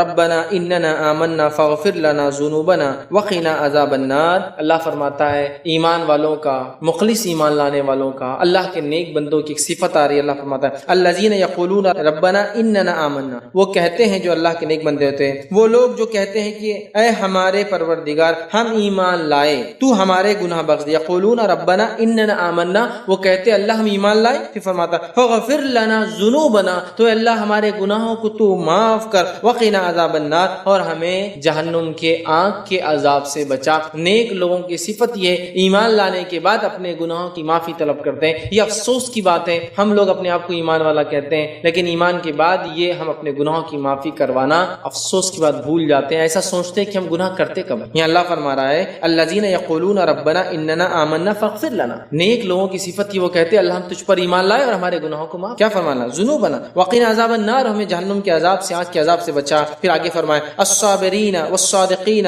والقانتین والمنفقین والمستغفرین بالاسحار. اللہ فرماتا ہے کہتا ہے الصابرین، یہ وہ وہ لوگ ہیں جو صبر کرنے والے ہیں، والصادقین اور صادق سچے ہیں، اور پھر فرمایا والقانتین اور فرمانبردار ہے، پھر فرمایا والمنفقین اور اللہ کی راہ میں خرچ کرنے والے ہیں، والمستغفرین اور اللہ نے فرمایا والمستغفرین بالاسحار اور سحر کے وقت اٹھ کر اللہ سے استغفار کرنے والے ہیں۔ تو اللہ نے کہا والمستغفرین بالاسحار کہ رات میں اٹھ کر سحر میں استغفار کرنے والے لوگ ہیں۔ یہ صفتیں بیان کی اللہ کے نیک لوگوں کی اللہ نے، ایمان لانے کے بعد توبہ کرتے ہیں اور راتوں میں سحر کے وقت توبہ کرتے ہیں۔ اس کا مطلب یہ کہ رات میں اٹھ کے سحر کے وقت تہجد ادا کرتے اور توبہ کرتے ہیں۔ مطلب یہ وہ لوگ ہیں جو فرائض کو ادا کرنے کے ساتھ ساتھ نوافل میں اضافہ کرتے ہیں اور اس کے باوجود بھی استغفار کرتے ہیں۔ اللہ ہم پر رحم کرے، ہمارے تو فرائض ہی غائب ہیں اور استغفار کی تو کوئی موجودگی، کوئی دور دور تک اندیشہ بھی نظر نہیں آتا کہ ہم کبھی۔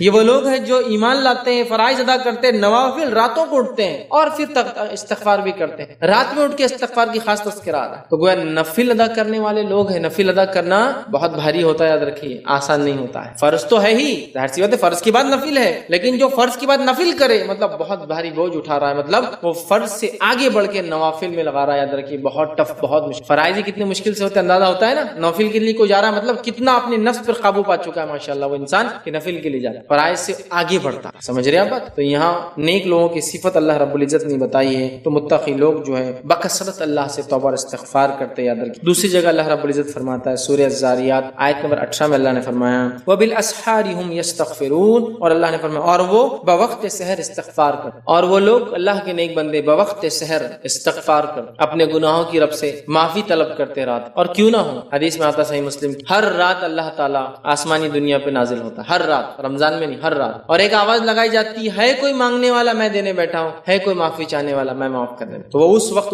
جو سحر کا آخری وقت، اور وہاں اپنے رب سے استغفار کرتے۔ دو جگہ فرما دیا راتوں کو اٹھ کر سحر میں استغفار۔ اسی طرح توبہ اور استغفار نبی اکرم صلی اللہ علیہ وسلم کا اسوہ طریقہ، ایک تو اللہ نے حکم دیا متقیوں کی صفت توبہ استغفار ہے، نبی اکرم صلی اللہ علیہ وسلم کا اسوہ طریقہ تھا، اور آپ کے تعلق سے آتا ہے کہ آپ بکثرت توبہ اور استغفار کرتے ہیں۔ اور اللہ رب العزت قرآن میں سورہ نصر سورہ نمبر 110 آیت نمبر 1 سے لے کر 3 یہ فرماتا ہے اور کہتا ہے نبی اکرم صلی اللہ علیہ وسلم کو یہ حکم آیا جب آپ نبوت کا مشن ختم کرنے پر، اب آپ کا دنیاوی مشن، نبوی مشن فنش ہو رہا تھا، ختم ہو رہا تھا، آپ لوٹ کر اپنے رب کے پاس اب جانے والے تھے، تو اللہ تعالیٰ نے رب کے پاس آنے سے پہلے کوئی طریقہ بتایا نبی اکرم صلی اللہ علیہ وسلم کو کہ نبی آپ کو کیا کرنا ہے ہمارے پاس آنے سے پہلے، وہ کیا طریقہ تھا؟ اللہ رب العزت فرماتا ہے اذا جاء نصر اللہ فتح، اذا جاء نصر اللہ والفتح، کہ جب تم دیکھو اللہ کی مدد اور فتح تمہارے پاس آ گئی، ورأیت الناس يدخلون فی دین اللہ افواج، اور جب تم دیکھو کہ لوگ فوج در فوج، جوک در جوک، گروپ میں بڑی بڑی تعداد میں اسلام میں آنا شروع ہو گئے، حق کی طرف آنا شروع ہو گئے، دین میں آنا شروع ہو گئے، فسبح بحمد ربک واستغفر، تو اے نبی اب آپ لگ جائیے اللہ کی حمد و ثنا بیان کیجیے، فسبح تسبیح بیان کیجیے، بڑائی بیان کیجیے اپنے رب، فسبح بحمد ربک واستغفر، اپنے رب کی تسبیح حمد و ثنا بیان کیجیے اور استغفار طلب کیجیے، انہ کان توابا، اور یقیناً آپ کا رب توبہ قبول کرنے والا ہے۔ تو یہاں آپ دیکھیے فسبح بحمد ربک واستغفر انہ کان توابا، یہاں اس آیت میں عبداللہ ابن عباس رضی اللہ عنہما اس کی تفسیر کرتے ہوئے کہتے ہیں یہ آیت اشارہ کر رہی تھی کہ نبی اکرم صلی اللہ علیہ وسلم کا ورلڈلی مشن کمپلیٹ ہو گیا، دنیاوی مقصد پورا ہوا، اب آپ دنیا سے کوچ کرنے والے ہیں، جانے والے، تو اس سے پہلے کیا کرنا ہے؟ فسبح بحمد ربک واستغفر۔ تو یہاں علماء لکھتے ہیں کہ آخر وقت میں جب انسان کو پتہ چل جائے اس کا یہ آخر وقت ہے، کثرت سے اللہ کی حمد و ثنا کرے اور استغفار کرے۔ مطلب ہے کہ جب انسان بوڑھا ہو جاتا ہے، یقیناً جوان بھی کرے لیکن بڑھاپے کی بات تو یقینی موت ہوتی ہے، جوان کو امید ہوتی، کثرت سے آخر وقت میں کثرت سے اللہ کی حمد و ثنا اور استغفار کرنا ہے۔ یہ بڑی افسوس کی بات ہے ہماری امت میں، جب انسان بوڑھا ہو جاتا ہے کثرت سے توبہ اور استغفار کے بدلے کثرت سے وہ ٹی وی اور موبائل اور میڈیا کے اندر پھنسا ہوا رہتا ہے، کثرت سے پوتے اور پوتیاں بازو ہے، نواسے اور نواسیاں بازو اور ہینڈ سیٹ کے ریموٹ کنٹرولر، بس یہ اس کی زندگی ہے، میچز دیکھ رہا ہے، ڈرامے دیکھ رہا ہے، اور جو ہے ٹی وی کے سامنے لگا ہوا، یہ اس کی زندگی۔ آخر وقت میں خاص طور سے فسبح بحمد ربک واستغفر، اے نبی اللہ کی حمد و ثنا بیان کی، تسبیح بیان کیجیے، استغفار کیجیے، انہ کان توابا، یقیناً آپ کا رب توبہ قبول کرے۔ تو نبی اکرم صلی اللہ علیہ وسلم زندگی میں بھی کرتے رہے، آپ کے نبی مشن کے خاتمے کے بعد بھی اللہ تعالیٰ نے آپ کو اسی کا حکم دیا۔ حجاج جو لوگ حج کو جاتے ہیں اللہ تعالیٰ نے ان کو بھی اسی کا حکم دیا کہ عرفے میں اور مزدلفہ کے اندر وہ لوگ کیا کریں، ان کے تعلق سے قرآن فرماتا ہے، کہتا ہے سورہ بقرہ سورہ نمبر 2 آیت نمبر 199 میں اللہ نے فرمایا ثم افیضوا من حیث افض الناس واستغفروا اللہ ان اللہ غفور الرحیم، اللہ فرماتا ہے اور کہتا ہے پھر تم بھی وہاں سے ہو کر لوٹو جہاں سے ہو کر دوسرے لوگ لوٹتے ہیں، اور فرمایا اور اللہ سے مغفرت طلب کرو، بے شک اللہ بڑے بخشنے والا بہت رحم کرنے کرنے والا ہے۔ اور عرفہ میں جب لوگ کھڑے ہو کر اپنے رب سے معافی مانگتے ہیں تو اللہ تعالیٰ اہل عرفہ کی طرف دیکھتا ہے جو عرفات کے میدان میں، اور کہتا ہے فرشتوں گواہ رہنا میں نے ان سب کو معاف۔ حج میں بھی استغفار، اور حج کیا ہے؟ عرفہ ہی حج ہے، عرفہ ہی حج ہے۔ اور وہاں کیا حکم کیا گیا؟ توبہ استغفار اور دعا کرنے کا۔ گویا حج بھی توبہ استغفار اور دعا ہے۔ اور گناہوں سے معافی، گناہوں کی معافی بہت ضروری، یاد رکھیے ہم میں سے کوئی شخص چونکہ گناہ سے بچتا نہیں ہے اور گناہ کے ساتھ جنت میں داخلہ نہیں سکتا جب تک کہ ہمارا رب اپنے فضل، جود اور کرم اور ہمارے کیے وہ اعمال جو اس کو پسند تھے اس کو قبول نہ کر لے۔ ایک تو فضل ہو اللہ کا اور پھر ہمارے اعمال کو قبول کرے، اس کے بغیر معافی۔ تو حجاج کو بھی استغفار کا حکم دیا۔ نبی اکرم صلی اللہ علیہ وسلم کا طریقہ بھی استغفار ہے، آپ 70 سے 100 مرتبہ کرتے۔ اہل تقوی اللہ کے نیک بندوں کا شعار ہی، نبی کو اپنے نبوی مشن کے خاتمے پر اس کا حکم دیا گیا۔ اسی طرح اللہ رب العزت نے حاجیوں کو حکم دیا کہ وہ بھی جب جو ہے مزدلفہ اور اسی طرح میدان عرفات میں تو وہ اللہ رب العزت استغفار کرے، توبہ اور استغفار۔ آئیے چند فضائل بھی آپ کے سامنے رکھتا ہوں، اس کے ثمرات، اس کے فضائل کیا ہے، یہ تو اہمیت تھی اس بات کی۔ اس کے ثمرات، اس کے فضائل میں جو سب سے پہلی چیز آتی ہے وہ یہ ہے، یاد رکھیے استغفار کے تعلق سے کہ استغفار کرنے سے اللہ رب العزت ہم پر رحم کرتا ہے۔ استغفار کرنے سے، اپنے گناہوں کی معافی مانگنے سے اللہ تعالیٰ مجھ پر اور آپ پر رحم کرتا ہے۔ ہم سب اللہ سے رحم کی بھیک مانگتے، دن رات مانگتے، اس لیے کہ ہم سب گناہگار خطا کار ہیں۔ اگر اللہ تعالیٰ ہمیں رحم نہ کرے، ہمیں معاف نہ کرے تو یاد رکھیے ہمارا کوئی مددگار روز قیامت نہیں ہوگا۔ تو یہاں اللہ رب العزت کے رحم چاہنے کے لیے ہمیں چاہیے کہ ہم استغفار کریں۔ اللہ رب العزت سورہ نمل سورہ نمبر 27 اور آیت نمبر جو ہے 46 میں فرماتا ہے، کہتا ہے لولا تستغفرون اللہ لعلکم ترحمون۔ اللہ فرماتا ہے، کہتا ہے تم اللہ سے استغفار کیوں نہیں کرتے تاکہ تم پر رحم کیا جائے۔ تم اللہ تعالیٰ سے استغفار کیوں نہیں کرتے تاکہ تم پر اس دنیا اور آخرت میں رحم کیا جائے۔ میرے بھائیوں، دنیا اور آخرت کی مصیبت، پریشانیاں، تکلیف، مصائب اور دنیا میں افراد اور ملکوں کی حفاظت کا ذریعہ توبہ اور استغفار۔ اس لیے کہ اللہ مصیبت اس لیے لاتا ہے کہ انسان پر، اس لیے کہ بیما کسبت ایدی الناس، یہ ہمارے ہاتھوں کی کمائی ہوتی، ہم کماتے ہیں ہاتھوں کے۔ اللہ فرماتا ہے زمین اور جو ہے پانی میں جو فساد ہے وہ انسانی ہاتھوں کا نتیجہ، مطلب جو معصیت اور گناہ ہم کرتے ہیں اس کا نتیجہ، جو آزمائشیں، جو آفتیں، مصیبت، بلائیں، طوفان، آندیاں، پریشانی اس دنیا میں آتی، زلازل جو آتے ہیں، زلزلے، یہ سب ہمارے گناہوں کا نتیجہ، اور اس سے بچنے کا طریقہ استغفار۔ تو اللہ فرما رہا ہے تم کیوں نہیں اللہ سے استغفار کر کے رحم طلب کرتے ہو؟ تم اللہ سے استغفار کیوں نہیں کرتے تاکہ تم پر رحم کیا جائے؟ تو اللہ سے رحم چاہتے ہیں ہم تو استغفار کا پہلا فائدہ، رحم اگر چاہیے اللہ کا تو استغفار کرنا ہوگا، توبہ کرنا ہوگا۔ دوسرا سورہ نور سورہ نمبر 24 آیت نمبر 31 میں اللہ فرماتا ہے اور کہتا ہے وَتُوبُوا إِلَى اللَّهِ جَمِيعًا أَيُّهَا الْمُؤْمِنُونَ لَعَلَّكُمْ تُفْلِحُونَ، اور اے ایمان والو تم سب کے سب اللہ کی طرف توبہ کرو تاکہ تم فلاح پاؤ،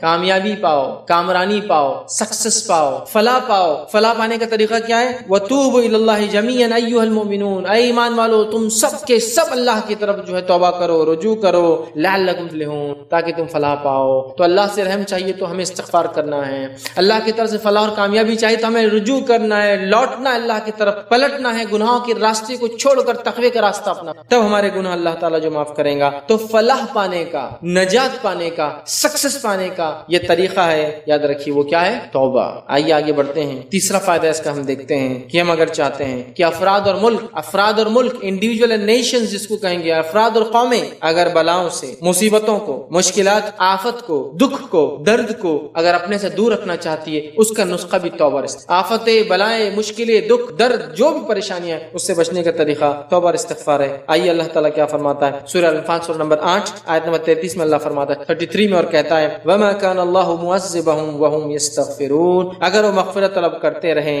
تو اللہ انہیں عذاب دینے والا نہیں ہے۔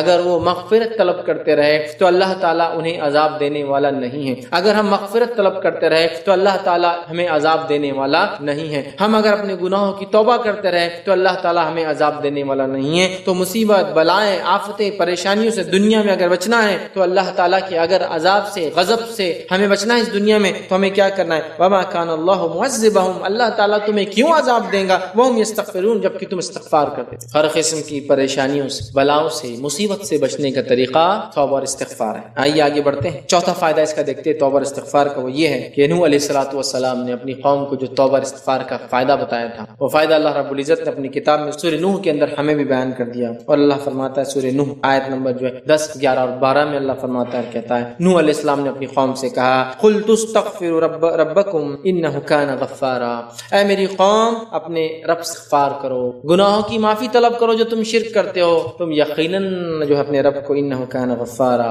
معاف کرنے والا پاؤں گے۔ يُرْسِلِ السَّمَاءَ عَلَيْكُمْ مِدْرَارًا، اگر تم توبہ اور استغفار کرو گے رب تمہیں معاف کرے گا اور آسمان سے موسلا دھار، آسمان سے نفع بخش، آسمان سے مسلسل چلنے والی نفع بخش بارش تمہارے لیے، یرسل السماء علیکم مدرارا، تمہارے لیے موسلا دھار، کنٹینیوسلی بینیفیشل، فائدے مند، اس لیے کہ کنٹینیوس زیادہ بارش نقصان، فائدے مند بارش کو برسائے گا۔ کیا کرو گے تو قلت استغفروا ربکم انہ کان غفارا، اگر تم اپنے رب سے اپنے گناہوں کی معافی مانگو گے تو اے لوگوں، اے قوم، اللہ آسمان سے بارش، تو اللہ تعالیٰ سے اگر بارش چاہیے آسمان سے نفع بخش اچھی بارش، تو کیا کرنا ہوگا؟ استغفار کرنا ہوگا۔ یہ اس کا چوتھا فائدہ ہے۔ پانچواں فائدہ اسی میں جو نوح علیہ السلام نے قوم کو بتایا وہ بھی اسی کے اندر ہے۔ پھر فرمایا وَيُمْدِدْكُمْ بِأَمْوَالٍ وَبَنِينَ، اور اللہ تعالیٰ فرماتا ہے وَيُمْدِدْكُمْ بِأَمْوَالٍ وَبَنِينَ وَيَجْعَلْ لَكُمْ جَنَّاتٍ وَيَجْعَلْ لَكُمْ أَنْهَارًا، اور نوح علیہ السلام نے کہا اے میری قوم وَيُمْدِدْكُمْ بِأَمْوَالٍ وَبَنِينَ، اللہ تعالیٰ تمہیں اموال مال میں بڑھا دیں گا اگر تم توبہ اور استغفار کرو گے، والبنین، اور تم بیٹے چاہتے ہو نا، تمہیں بیٹوں میں بڑھا دیں گا، تمہیں اولاد میں بڑھا دیں گا۔ استغفار کرو گے تو موسلادھار بارش ہوگی، استغفار کرو گے تو اللہ تعالیٰ مال میں کثرت دے دیں گا، مال بڑھا دیں گا، تمہاری اولادیں اور لڑکوں میں اضافہ کر دیں گا۔ پھر فرمایا وَيَجْعَلْ لَكُمْ جَنَّاتٍ وَيَجْعَلْ لَكُمْ أَنْهَارًا، اور تمہیں ایسے باغات دے دیں گا جو ہرے بھرے لہلہاتے، جنت کہتے ہیں ہرا بھرا لہلہاتا ایسا باغ جس کی چھاؤں کبھی ختم نہ ہوتی ہو۔ اللہ فرماتا ہے وَيَجْعَلْ لَكُمْ جَنَّاتٍ، اور تمہیں عطا کر دیں گا ایسے باغ جن چھاؤں ختم نہ ہو، جو ہرے بھرے رہیں گے۔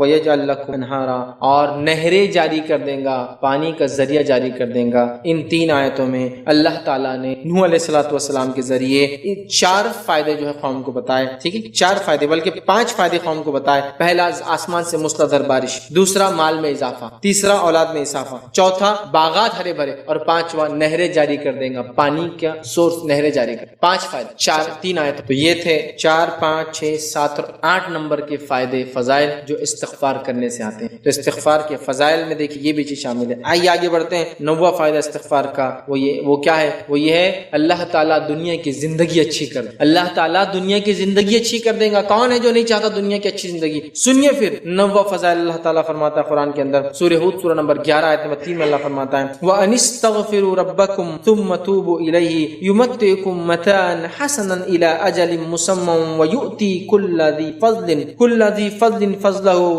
وَإِن تَوَلَّوْا فَإِنِّي أَخَافُ عَلَيْكُمْ عَذَابَ يَوْمٍ كَبِيرٍ۔ اللہ فرماتا کہتا ہے اور یہ کہ تم اپنے گناہ اپنے پروردگار سے معاف کرواؤ، اپنے گناہوں کو اپنے پروردگار سے تم معاف کرواؤ، استغفار کرو، اور پھر اسی کی طرف متوجہ ہو اور توبہ کرو، گناہوں کو معاف کرواؤ۔ استغفر کا لفظ استعمال کیا، وَأَنِ اسْتَغْفِرُوا رَبَّكُمْ ثُمَّ تُوبُوا إِلَيْهِ، گناہوں سے معافی طلب کرو، رب کی طرف تم اگر لوٹو پھر وہ اسی طرف متوجہ ہو تو وہ تم کو وقت مقرر تک اچھا سامان زندگی دے گا۔ تو اللہ تعالیٰ پھر اس زندگی میں دنیا میں تمہیں ایک وقت مقرر تک اچھا سامان دے گا، اور پھر فرمایا دے گا، اور ہر زیادہ عمل کرنے والے کو زیادہ ثواب دے گا، اور جو جتنا زیادہ عمل کرے گا اس کو اتنا زیادہ ثواب ملے گا۔ اور اگر ایسا نہ کیا میری قوم تم نے تو میں ڈرتا ہوں ایک بڑے عذاب کے دن تمہارے بارے میں، مطلب یوم قیامت سے میں ڈرتا ہوں۔ تو یہاں ایک اچھی زندگی دنیاوی چاہیے تو توبہ اور استغفار کرنا ہے، تو ایک اچھی زندگی انشاءاللہ عزیز مجھے اور آپ کو ملیں گی۔ یہ 9واں فائدہ تھا۔ آگے بڑھتے ہیں۔ 10واں فائدہ کیا ہے؟ وہ ایک حدیث کے اندر آتا ہے، یوں تو اس کے اتنے فضائل ہے کہ میں سمجھتا ہوں اگر میں پورے فضائل لوں گا تو وقت بھی نہیں پوریں گے، ہم سیدھا لے رہے ہیں، جو 10 فضائل ہم دیکھ رہے ہیں، اتنے فضائل قرآن حدیث میں آتے ہیں۔ آئیے آگے بڑھتے ہیں۔ اور ایک فضیلت جو آتی ہے ابو داؤد کی روایت ہے، نبی اکرم صلی اللہ علیہ وسلم دیکھیے کیا فرماتے ہیں، کیا فضیلت ہے توبہ اور استغفار کی، سنیے غور سے۔ اللہ کے رسول صلی اللہ علیہ وسلم فرماتے ہیں جس نے استغفار کو اپنے اوپر لازم کر لیا، جس نے استغفار کو اپنے اوپر لازم کر لیا کہ مجھے یہ کرنا ہے، جس نے استغفار کو اپنے اوپر لازم کر لیا، اللہ اسے ہر غم سے نجات دے، اللہ اسے ہر غم سے نجات دے، اللہ اسے ہر غم سے نجات دے دیتا ہے، ہر تنگی وہ مشکل سے نکال دیتا ہے، ہر تنگی اور مشکل سے نکال دیتا ہے، اور وہاں سے رزق عطا فرماتا ہے جہاں سے اس نے سوچا بھی نہیں، وہاں سے رزق عطا فرماتا ہے، روزی دیتا ہے جہاں سے اس نے سوچا بھی نہیں۔ ایک حدیث 3 فضائل، 10واں 11واں اور 12ویں فضیلت، 3 فضائل کیا کیا استغفار کی۔ اور آپ جہاں جہاں استغفار کا تذکرہ دیکھیں گے نا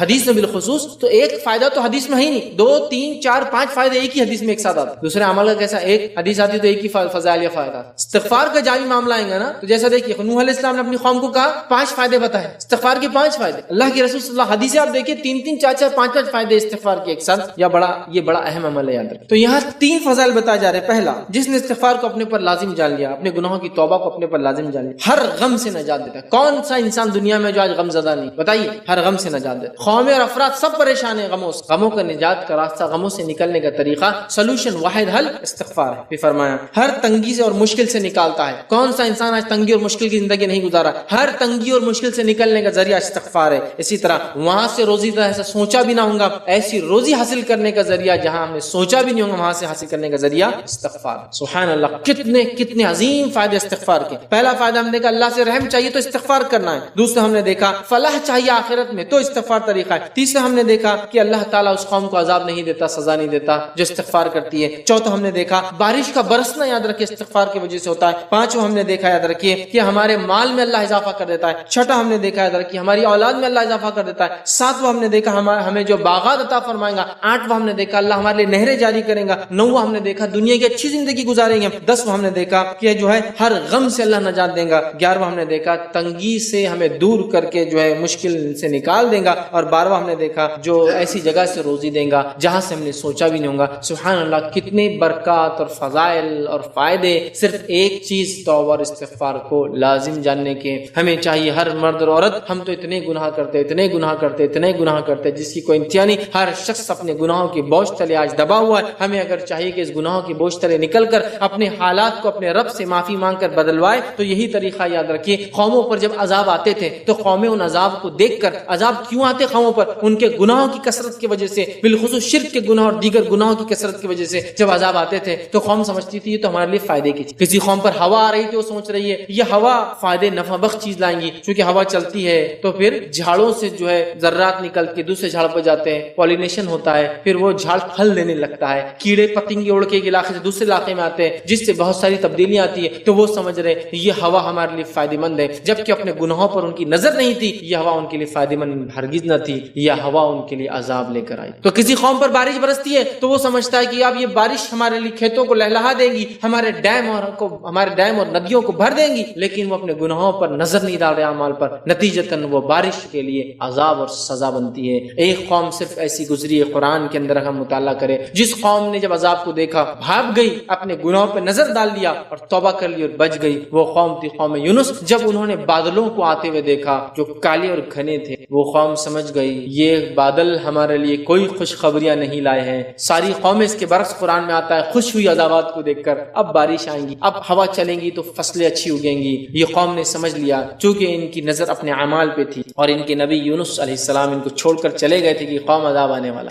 قوم فوراً بھاگ گئی، ہمارے اعمال ویسے نہیں ہیں، اپنے رب سے توبہ کیا، اللہ تعالیٰ نے ان پر سے عذاب و نقص اور قومیں غرق رہی اپنے گناہوں میں اور اسی حالت میں دنیا سے چلے گئی۔ میرے بھائیوں، تو توبہ اور استغفار کو ہمیں اپنے اوپر لازم جاننا ہے، اس سے پہلے کہ وہ عذاب آ جائے جس کا وعدہ کیا جاتا ہے۔ اور اب ہر وقتاً فوقتاً ہر مرحلے قوموں پر، دیگر قوموں پر، لوگوں پر، ملکوں پر اور زمین کے خطوں پر عذابات آتے رہے تو ہمیں فوراً اپنے گناہوں پر نظر ڈالنا ہے، توبہ اور استغفار کی کثرت کرنا ہے۔ پھر دیکھیے فائدے، بارش نہیں ہوتی توبہ اور استغفار، اولاد نہیں ہے توبہ اور استغفار، گناہ کی زیادت ہوگی توبہ اور استغفار، اللہ سے رحم چاہیے توبہ اور استغفار، غم سے نجات چاہیے توبہ اور استغفار، مصیبت پریشانی سے دوری چاہیے توبہ اور استغفار، ہے نا، دنیا اور آخرت کی کامیابی چاہیے توبہ اور استغفار کو ہم لازم جان لیں، سب کچھ اس کے اندر ملے۔ بہت بڑا عمل ہے، بہت بڑا عمل ہے، بہت بڑا عمل، توبہ اور استغفار یاد رکھیے۔ تو یہ اس کے چند فائدے تھے، یاد رکھیے۔ اب آئیے توبہ اور استغفار کی حقیقت کیا ہے، وہ بھی ریالٹی۔ میں نے کہا تھا نا توبہ اور استغفار، اب ماشاءاللہ یہ سب پتہ چل گیا، اب میں روز توبہ اور استغفار شروع کر دوں گا جیسے ہم لوگ کرتے ہیں۔ توبہ اور استغفار کیا ہے ہمارے نزدیک معلوم؟ نماز کے بعد خاموشی سے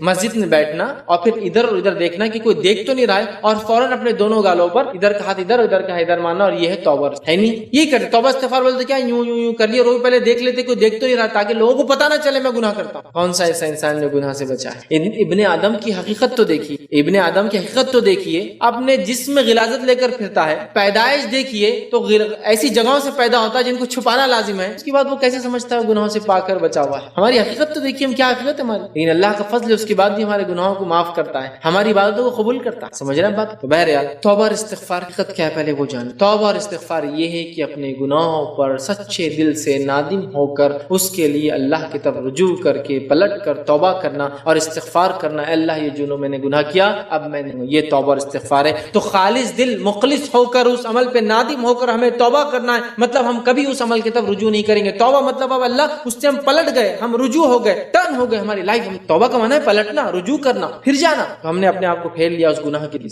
یہی توبہ۔ ہاں بس توبہ کا رسمی عمل رہ گیا، استغفر اللہ کہا اور گناہ شروع، یا گناہ کرتے کرتے استغفر اللہ استغفار میں نے کہا نا، اس کے غلط معنی مت، یہ گناہ کی دعوت نہیں ہے، ہونے والے گناہوں کے مٹانے کا طریقہ، یہ گناہوں کی دعوت توبت نہیں گناہ کرو پھر مٹاؤ. یہ جو گناہ ہوتے ہیں چونکہ یہ پارٹ آف ہیومن نیچر ہے اس کو مٹانے کا طریقہ دیا جا رہا ہے. تو استغفار کی حقیقت کو آپ جان لیں. یہ صرف کلمات نہیں ہے جس کو ہم پڑھ لیں بس جیسے تیسے پڑھ لیں. یہ کوئی عمل نہیں ہے کہ گال پہ ہاتھ مار لیا تو ثابت نہیں گال پہ ہاتھ مارنا. یہ ہم نے بنا لیا عمل توبہ اور استغفار کا. اس کی حقیقت کو جانیں اور اس کی حقیقت کیا ہے میں آپ کو بتاتا ہوں. توبہ اور استغفار جو ہے وہ ہے جو زبان کے ساتھ ساتھ دل سے بھی اپنے گناہوں سے ہم پلٹے رجوع کرے معافی مانگے. اور توبہ اور استغفار کرنے والا اپنے گناہوں پر شرمندہ ہو اور گناہوں کو دوبارہ ارتکاب نہ کرنے کا پختہ عزم کرے کیونکہ یہ تو توبۃ النصوحہ کا لازم ارکان اور جز ہے جس کا اللہ تعالیٰ نے حکم دیا ہے جس پر گناہوں کے کفارے اور جنت کی نعمتوں کا وعدہ ہے. تو اگر ہم گناہوں کا کفارہ چاہتے ہیں گناہ مٹانا چاہتے ہیں تو خالص دل سے توبہ کرے. زبان پہ کلمات بھی ہو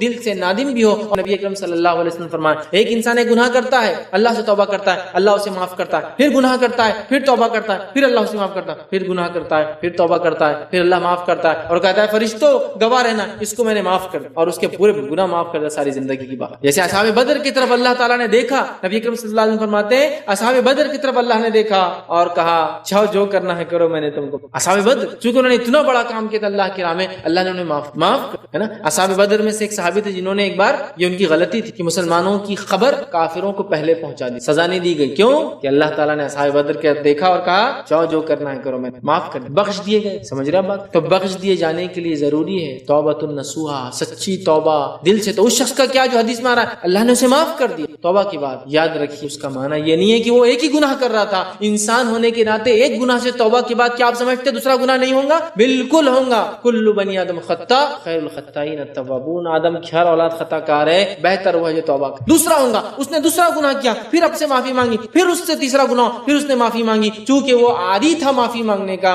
اللہ نے اعلان کر دیا فرشتوں گواہ رہنا اس کو معاف کر دیا ہمیشہ کے لیے چونکہ یہ عاجز بندہ ہے میرا تائب بندہ ہے. ایک گناہ ہوتا ہے معافی کرتا ہے دوسرا گناہ ہوتا ہے معافی کرتا ہے تیسرا گناہ ہوتا ہے. لیکن اگر ایک آدمی ایک ہی گناہ پر اڑا ہے اس کا مطلب اس پہلی توبہ سچی نہیں ہے. اس لیے میں نے کہا خالص مخلص دل سے ہو کر زبان سے کلمات ادا کر دل میں نادم کے پکے عزم کے ساتھ پھر اس گناہ کی طرف نہ پلٹنا یہ توبہ ہے اور توبۃ النصوحہ کا ٹوٹ پاٹ ہے. اللہ تعالیٰ سنیے سورہ تحریم میں آیت نمبر 8 میں کیا فرماتا ہے. اور اللہ فرماتا ہے یا ایھا الذین آمنوا توبوا الی اللہ توبۃ نصوحا عسى ربکم ان یکفر عنکم سیئاتکم ویدخلکم جنات تجری من تحتها الانہار. اللہ فرماتا ہے ایمان والو تم اللہ کے سامنے سچی خالص توبہ کرو قریب ہے کہ تمہارا رب تمہیں ایسی جنتوں میں داخل کرے جن کے نیچے نہریں بہتی ہے. تو اسی لیے میں نے کہا توبۃ النصوحہ جس کے کرنے سے جنت میں چلے جاتے ہیں جس کے نیچے نہریں ہیں اس توبہ کا لازمی جز ہے کہ گناہ کرنے کے بعد واپس نہ پلٹا تو مغفرت کے بعد. توبۃ النصوحہ سچی توبہ کرے یا ایمان والو تم اللہ سے سچی خالص توبہ کرو قریب ہے تمہارا رب تمہیں ایسی جنتوں میں ڈال دے جن کے نیچے نہریں بہتی. تو اللہ فرما رہا ہے ایسا رب کا یکفر عنکم سیئات اور تمہارے گناہوں کو اللہ معاف کر دے اور تمہیں ایسی جنتوں میں ڈال دے. ہم چاہتے ہیں ہمارے گناہ معاف ہو. توبۃ النصوحہ کی سچی توبہ کیجیے اپنے رب سے یہ لازم ہے. امام قرطبی رحمہ اللہ تفسیر قرطبی فرماتے توبہ کے تعلق سے کہتے ہیں ہمارے علماء کا کہنا ہے مطلوب استغفار جو اوپر توبۃ النصوحہ والی بات ہو مطلوب استغفار وہ ہے جو گناہ پر اصرار کی گرہ کھول دے. مطلب یہ وہ توبہ ہے جو گناہ پر اصرار کی گرہ کو کھول دے. مطلب ایک انسان بار بار وہی گناہ نہ کرے اصرار نہ کرے بلکہ گرہ کھل جائے اب وہ گناہ کی طرف نہ تو بار بار جو ہے گناہ پر اصرار کی گرہ کھول دے اور اس کا معنی مفہوم دل میں جو ہے ثبت کر دے اور اس کا معنی مفہوم استغفار کا دل میں جما دے سمجھ جائے انسان اس کا معنی کیا ہے. یہ استغفار محض زبان سے ادا کیا جانے والے چند کلمات نہیں ہیں. استغفار خالی زبان سے ادا کیے جانے والے چند کلمات نہیں ہیں. جس نے زبان سے استغفار کیا مگر اس کے دل گناہ پر اڑا ہوا ہے اس کا یہ استغفار بھی توبہ اور استغفار کا محتاج ہے. وہ کہہ رہے توبہ استغفار صرف کلمات نہیں ہے بلکہ کلمات کے ساتھ دل میں جم جانا ہے کہ مجھ سے غلطی ہوئی توبہ کرنا ہے نادم ہونا ہے پھر نہیں پلٹنا ہے. جو آدمی ایسا نہیں کرتا توبہ کرتا پھر وہی گناہ کرتا ہے. امام قرطبی کہہ رہے ہیں کہ اسے خود جو ہے توبہ کی ضرورت اور استغفار اس توبہ کو خود توبہ اور استغفار کی. دوسرا قول جو آتا ہے جامع العلوم والحکم کے اندر آتا ہے وہ قول یہ ہے اور بعض علماء کا کہنا یہ تھا کہ جس کے استغفار کا ثمرہ اس کی توبہ کی جو تصحیح نہ ہو مطلب جس کے استغفار کا نتیجہ اس کے توبہ سے ثابت نہ ہو توبہ مطلب پلٹنا رجوع کرنا جس کے استغفار کے رزلٹ یہ نہ ہو کہ وہ اس عمل کو چھوڑ کر پلٹ جائے تو وہ کہتے تصحیح نہ ہو وہ جھوٹا ہے. تو ایسا آدمی جھوٹا ہے مطلب بول رہا ہے استغفار لیکن اس راستے سے نہیں پٹلا. جیسے کہ آدمی سود کھا رہا ہے استغفر اللہ اور سود کھا رہا ہے تو وہ کہہ رہے ہیں جو آدمی استغفار کرے لیکن اپنا راستہ نہ چینج کرے توبہ نہ کرے رجوع نہ کرے تو وہ کہہ رہے ہیں وہ جھوٹا ہے، کسی گناہ کا ارتکاب کرتے جانا اور اس سے توبہ بھی کرتے رہنا ایسا ہی ہے جیسا کوئی اپنے پروردگار سے مذاق کر رہا۔ حدیث میں جو ہے نا گناہ کیا پھر گناہ کیا، وہ الگ الگ گناہ کر رہا تھا انسانوں نے، لیکن جو آدمی گناہ کرتا ہے پھر وہی توبہ، پھر گناہ، پھر وہی گناہ، پھر توبہ، پھر وہی گناہ، وہ کہہ رہی ہے اللہ سے مذاق کرتا ہے ایسا۔ اس نے توبہ کو مذاق کرنا، توبہ کو سچی دل خالص ہو کر اپنے گناہوں پر نادم ہو کر اور کبھی نہ دوہرا کے ہمیں کرنا ہے۔ یہی توبہ کی کنڈیشن ہے، سب سے پہلے دل میں نادم ہو، اپنے گناہوں سے توبہ کرے، استغفار کرے، رجوع کرے۔ تیسرا اس کام کو دوبارہ نہ دہرائے، اور بندوں کا معاملہ ہو تو اس چیز کو لوٹا دے۔ یہ اس کی کنڈیشن اور شرائط ہے توبہ اور استغفار کے۔ اس چیز کو ہمیں جو ہے سمجھنے کی جو ہے بہت زیادہ ضرورت ہے۔ اسی طرح جو ہے توبہ اور استغفار یاد رکھیے، یہ جو ہے بڑی اہم چیز ہے۔ اللہ رب العزت توبہ کے تعلق سے دیکھیے کیا فرماتا ہے کہ جو ہے یہ باعث عبرت اور نصیحت ایک چیز ہے، یاد رکھیے توبہ اور استغفار، کہ اب اگر ہم شریعت پہ عمل کریں گے اور ہم سے گناہ سرزد ہوں، ہم افراد ہیں، ہم قومیں ہیں، ہم سے گناہ ہوں گے، اگر ہم اپنے رب سے معافی مانگیں گے تو انشاءاللہ عزیز ہم اپنے گناہ کی معافی مانگیں گے تو اللہ ان گناہوں کو معاف بھی کرے گا اور ہمیں اعلیٰ سے اعلیٰ جنت میں مقام دے گا۔ اللہ تعالیٰ سنیے قرآن میں سورہ زمر سورہ نمبر 39 آیت نمبر جو 53 اور 54 میں 53 اور 54 میں فرماتا ہے قل یا عبادی الذی اسرفوا علی انفسهم لا تقنطوا من رحمت اللہ ان اللہ یغفر الذنوب جميعا انہ هو الغفور الرحیم وانیبوا الی ربکم واسلموا له من قبل ان یأتیکم العذاب ثم لا تنصرون۔ اللہ فرماتا ہے، کیا کہتا ہے سنیے اے نبی کہہ دیجئے قل یا عبادی الذی اسرفوا علی انفسهم، کہہ دیجئے کہ اللہ کہتا ہے اے میرے بندو جنہوں نے اپنی جانوں پر زیادتی کی ہے، تم اللہ کی رحمت سے ہرگز نا امید نہ ہو جانا، بالیقین اللہ تعالیٰ سارے گناہوں کو بخش دیتا ہے، واقعی وہ بڑا بخشنے والا اور رحم کرنے والا ہے۔ سچی توبہ کریں گے تو انسان اللہ سے مایوس کبھی نہ ہو، اللہ انشاءاللہ عزیز سچی توبہ کرنے والے گناہوں کو معاف کرتا ہے۔ تم سب اپنے رب کی طرف جھک جاؤ اور اس کے حکم برداری کیے جاؤ اس سے قبل کہ تمہارے پاس عذاب آ جائے اور پھر تمہاری مدد نہ کی جائے۔ توبہ کے بعد کیا کہا؟ جو ہے بخشش دیتا ہے، واقعی وہ بڑی بخشنے اور رحم کرنے والا ہے۔ تم سب اپنے رب کی طرف جھک جاؤ اور اس کے حکم کی فرمانبرداری کرو۔ توبہ کے بعد زندگی کو چینج کر لو، اللہ کے سامنے جھک جاؤ، اس کے احکامات کی فرمانبرداری کرو تو فائدہ یہ ہوگا رک جاؤ اس سے قبل کہ تمہارے پاس عذاب آ جائے اور تمہاری پھر مدد نہ کی جائے۔ تو یہاں اس آیت میں کہا گیا کہ اللہ کی بندو اللہ کی جو ہے رحمت سے مایوس کبھی مایوس، اللہ تعالیٰ یغفر الذنوب جميعا تمام گناہوں کو معاف کرنے پہ قادر ہے بنا کسی کی پرواہ کیے ہوئے۔ کوئی پوچھ نہیں سکتا اللہ اسے کیوں معاف کر دیا میرے کیوں، بنا کسی، ٹھیک ہے؟ تو ہم اپنے گناہوں کی معافی مانگی۔ آئیے اب چند باتیں صرف استغفار کے تعلق سے، اس کی کلمات کے تعلق سے آپ کے سامنے رکھوں گا۔ استغفار کے اندر کون کون سے استغفار ہے جو نبی اکرم صلی اللہ علیہ وسلم ثابت ہے؟ تو سب سے چھوٹا استغفار تو استغفر اللہ، استغفر اللہ، استغفر اللہ من کل ذنب واتوب الیہ، استغفر اللہ۔ آپ اتنا بھی کہہ دے تو کافی ہے۔ نبی اکرم صلی اللہ علیہ وسلم ہر نماز کے بعد جب اگر آپ امام ہوتے تو پلٹتے اور پلٹنے کے بعد ایک مرتبہ اللہ اکبر، 3 مرتبہ استغفر، تو اتنا پڑھنا بھی انشاءاللہ العزیز کافی ہے۔ لیکن اس سے ہٹ کر بھی آپ پڑھ سکتے ہیں، جیسے صحیح بخاری کی روایت ہے اور شداد بن اوس رضی اللہ عنہ اس کے راوی فرماتے ہیں نبی اکرم صلی اللہ علیہ وسلم نے ایک استغفار پڑھا اور اس کو سید الاستغفار کہا، استغفار کا سردار، لیڈر، معافی مانگنے کے لیے۔ کلمات اس کے لمبے ہیں، میں یہاں آپ کے سامنے ترجمہ رکھتا ہوں۔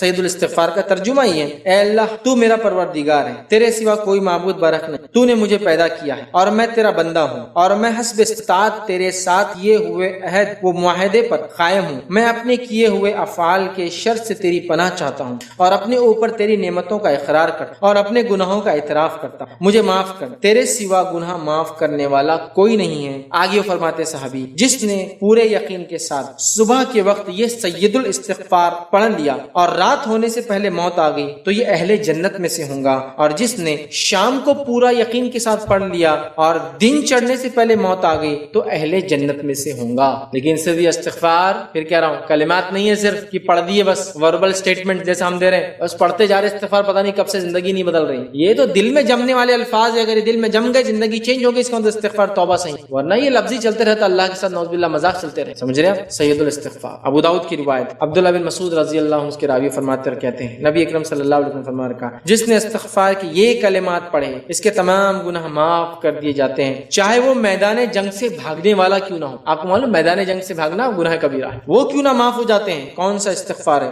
اللہ کے رسول صلی اللہ علیہ وسلم فرماتے ہیں استغفر اللہ الذی لا الہ الا هو الحی القیوم واتوب الیہ، جو یہ پڑھ لے استغفر اللہ الذی لا الہ الا هو الحی القیوم واتوب الیہ، جو پڑھ لے میں اس اللہ سے مغفرت طلب کرتا ہوں جس کے سوا کوئی معبود برحق نہیں، وہ ہمیشہ زندہ اور قائم وہ دائم ہے، اور میں اسی کی طرف توبہ کرتا ہوں، جو یہ پڑھ لے اس کے تمام گناہ معاف ہو جائیں گے۔ اسی طرح جو ہے بخاری کی روایت میں آتا ہے اور حدیث میں الفاظ اس طرح سے نبی اکرم صلی اللہ علیہ وسلم اپنے رکوع اور سجود میں اکثر یہ دعا استغفار کرتے تھے، مطلب رکوع اور سجدے میں یہ پڑھتے تھے۔ یہ استغفار کو رکوع اور سجدے میں آپ پڑھ سکتے ہیں۔ وہ بخاری کی روایت ہے، کون سا ہے؟ سبحانک اللہم وبحمدک اللہم اغفر لی، یہ پڑھتے تھے، ٹھیک ہے، سبحانک اللہم وبحمدک اللہم اغفر لی، اے اللہ تو پاک ہے اپنی تمام تعریفوں کے ساتھ، اے اللہ مجھے معاف کر دے، یہ رکوع اور سجدے میں کرتے۔ اسی طرح نبی اکرم صلی اللہ علیہ وسلم دو سجدوں کے بیچ میں جب بیٹھتے تب بھی یہ دعا کرتے، رب اغفر لی، رب اغفر لی، رب اللہ میری مغفرت کر، اللہ میری مغفرت کرنا پڑھتے تھے، ٹھیک ہے۔ اسی طرح اور بھی لمبی دعائیں، اللہم اغفر لی وارحمنی وارزقنی وعافینی،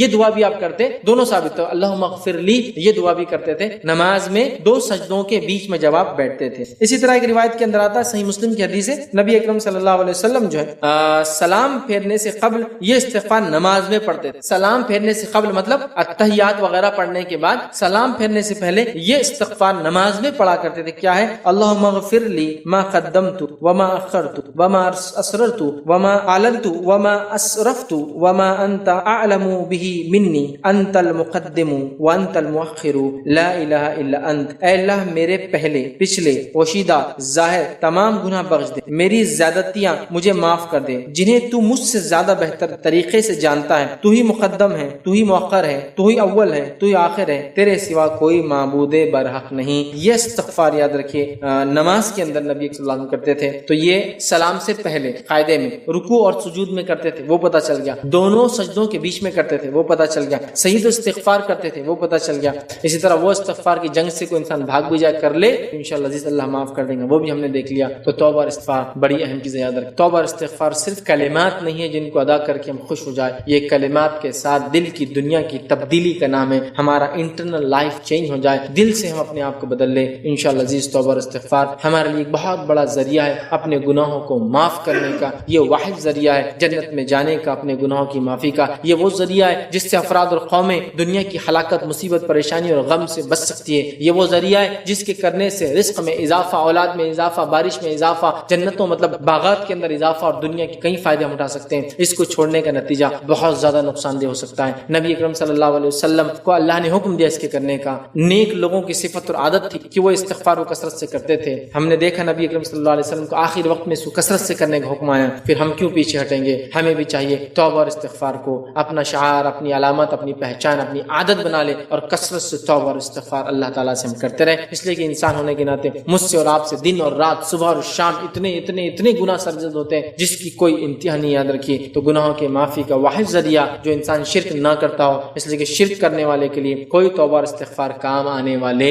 نہیں ہے، اور اگر شرک کرتا ہے تو شرک سے توبہ کر لیتا اور استغفار کرتا ہے تو انشاءاللہ اللہ شرک کو بھی معاف کرتا ہے، لیکن جس کی موت شرک پر آ گئی تو کتنا ہی توبہ استغفار دنیا میں کیا فائدہ نہیں ہوگا، جو مر گیا اس پر۔ ہاں، جس نے شرک سے بھی توبہ استغفار کر لیا، اپنی زندگی کو تبدیل کر لیا اور اس کی موت ایمان کی حالت میں ہوئی ہو اور کثرت سے اپنے رب سے معافی مانگتا تھا، تو ضرور بھی ضرور ایسا انسان اپنے رب کو معاف کرنے والا، رحم کرنے والا اور اس کو ایسی جنتوں میں داخل کرنے والا پائیں گا جس کے نیچے نہریں بہتی۔ یاد رکھیں تو یہ بڑی اہم چیز تھی کہ ہم توبہ اور استغفار، اس کے فضائل، اس کی اہمیت کو جانیں، اس کے فضائل کو جانیں اور اس کی حقیقت کو جانیں، اس کی ریالٹی کیا ہے۔ نہیں تو پتہ چلا وہی زندگی ہے، استغفر اللہ بولے اور گناہ کی طرف دیکھنا شروع، کیوں تو بلا استغفار پڑھ رہا ہوں نا، نہیں، بلکہ زندگی چینج ہو جائے، تبدیل ہو جائے اور جو گناہ ہوتے ہیں اس سے معافی کا یہ استغفار ذریعہ ہے۔ یہ دعوت گناہ نہیں ہے بلکہ گناہ انسانی فطرت کا حصہ ہے، ہو جاتے ہیں، خطا انسانی فطرت کا حصہ ہے، ہو جاتے ہیں، ابن آدم بھول جاتا ہے، ہو جاتا ہے، تو معافی کا ذریعہ استغفار۔ لہٰذا جو گناہ ہم سے ہوتے ہیں کثرت سے ہم کریں۔ نبی اکرم صلی اللہ علیہ وسلم ہمارے لیے نمونہ ہے، آپ گناہ نہیں کرتے تھے پھر بھی 70 سے 100 مرتبہ توبہ استغفار کرتے تھے، ہم بھی اس کو معمول بنا لیں۔ علماء لکھتے ہیں کہ اگر کوئی انسان 100 مرتبہ والی اس روایت کو لے لے اور ہر نماز کے بعد 20 مرتبہ کرے تو 100 مرتبہ دن میں ہو، چونکہ حدیث میں نبی اکرم صلی اللہ علیہ وسلم ایک ساتھ کرتے تھے، ایک ساتھ نہیں ہو رہا لیکن 100 مرتبہ بھی تو کرتے دن بھر میں، تو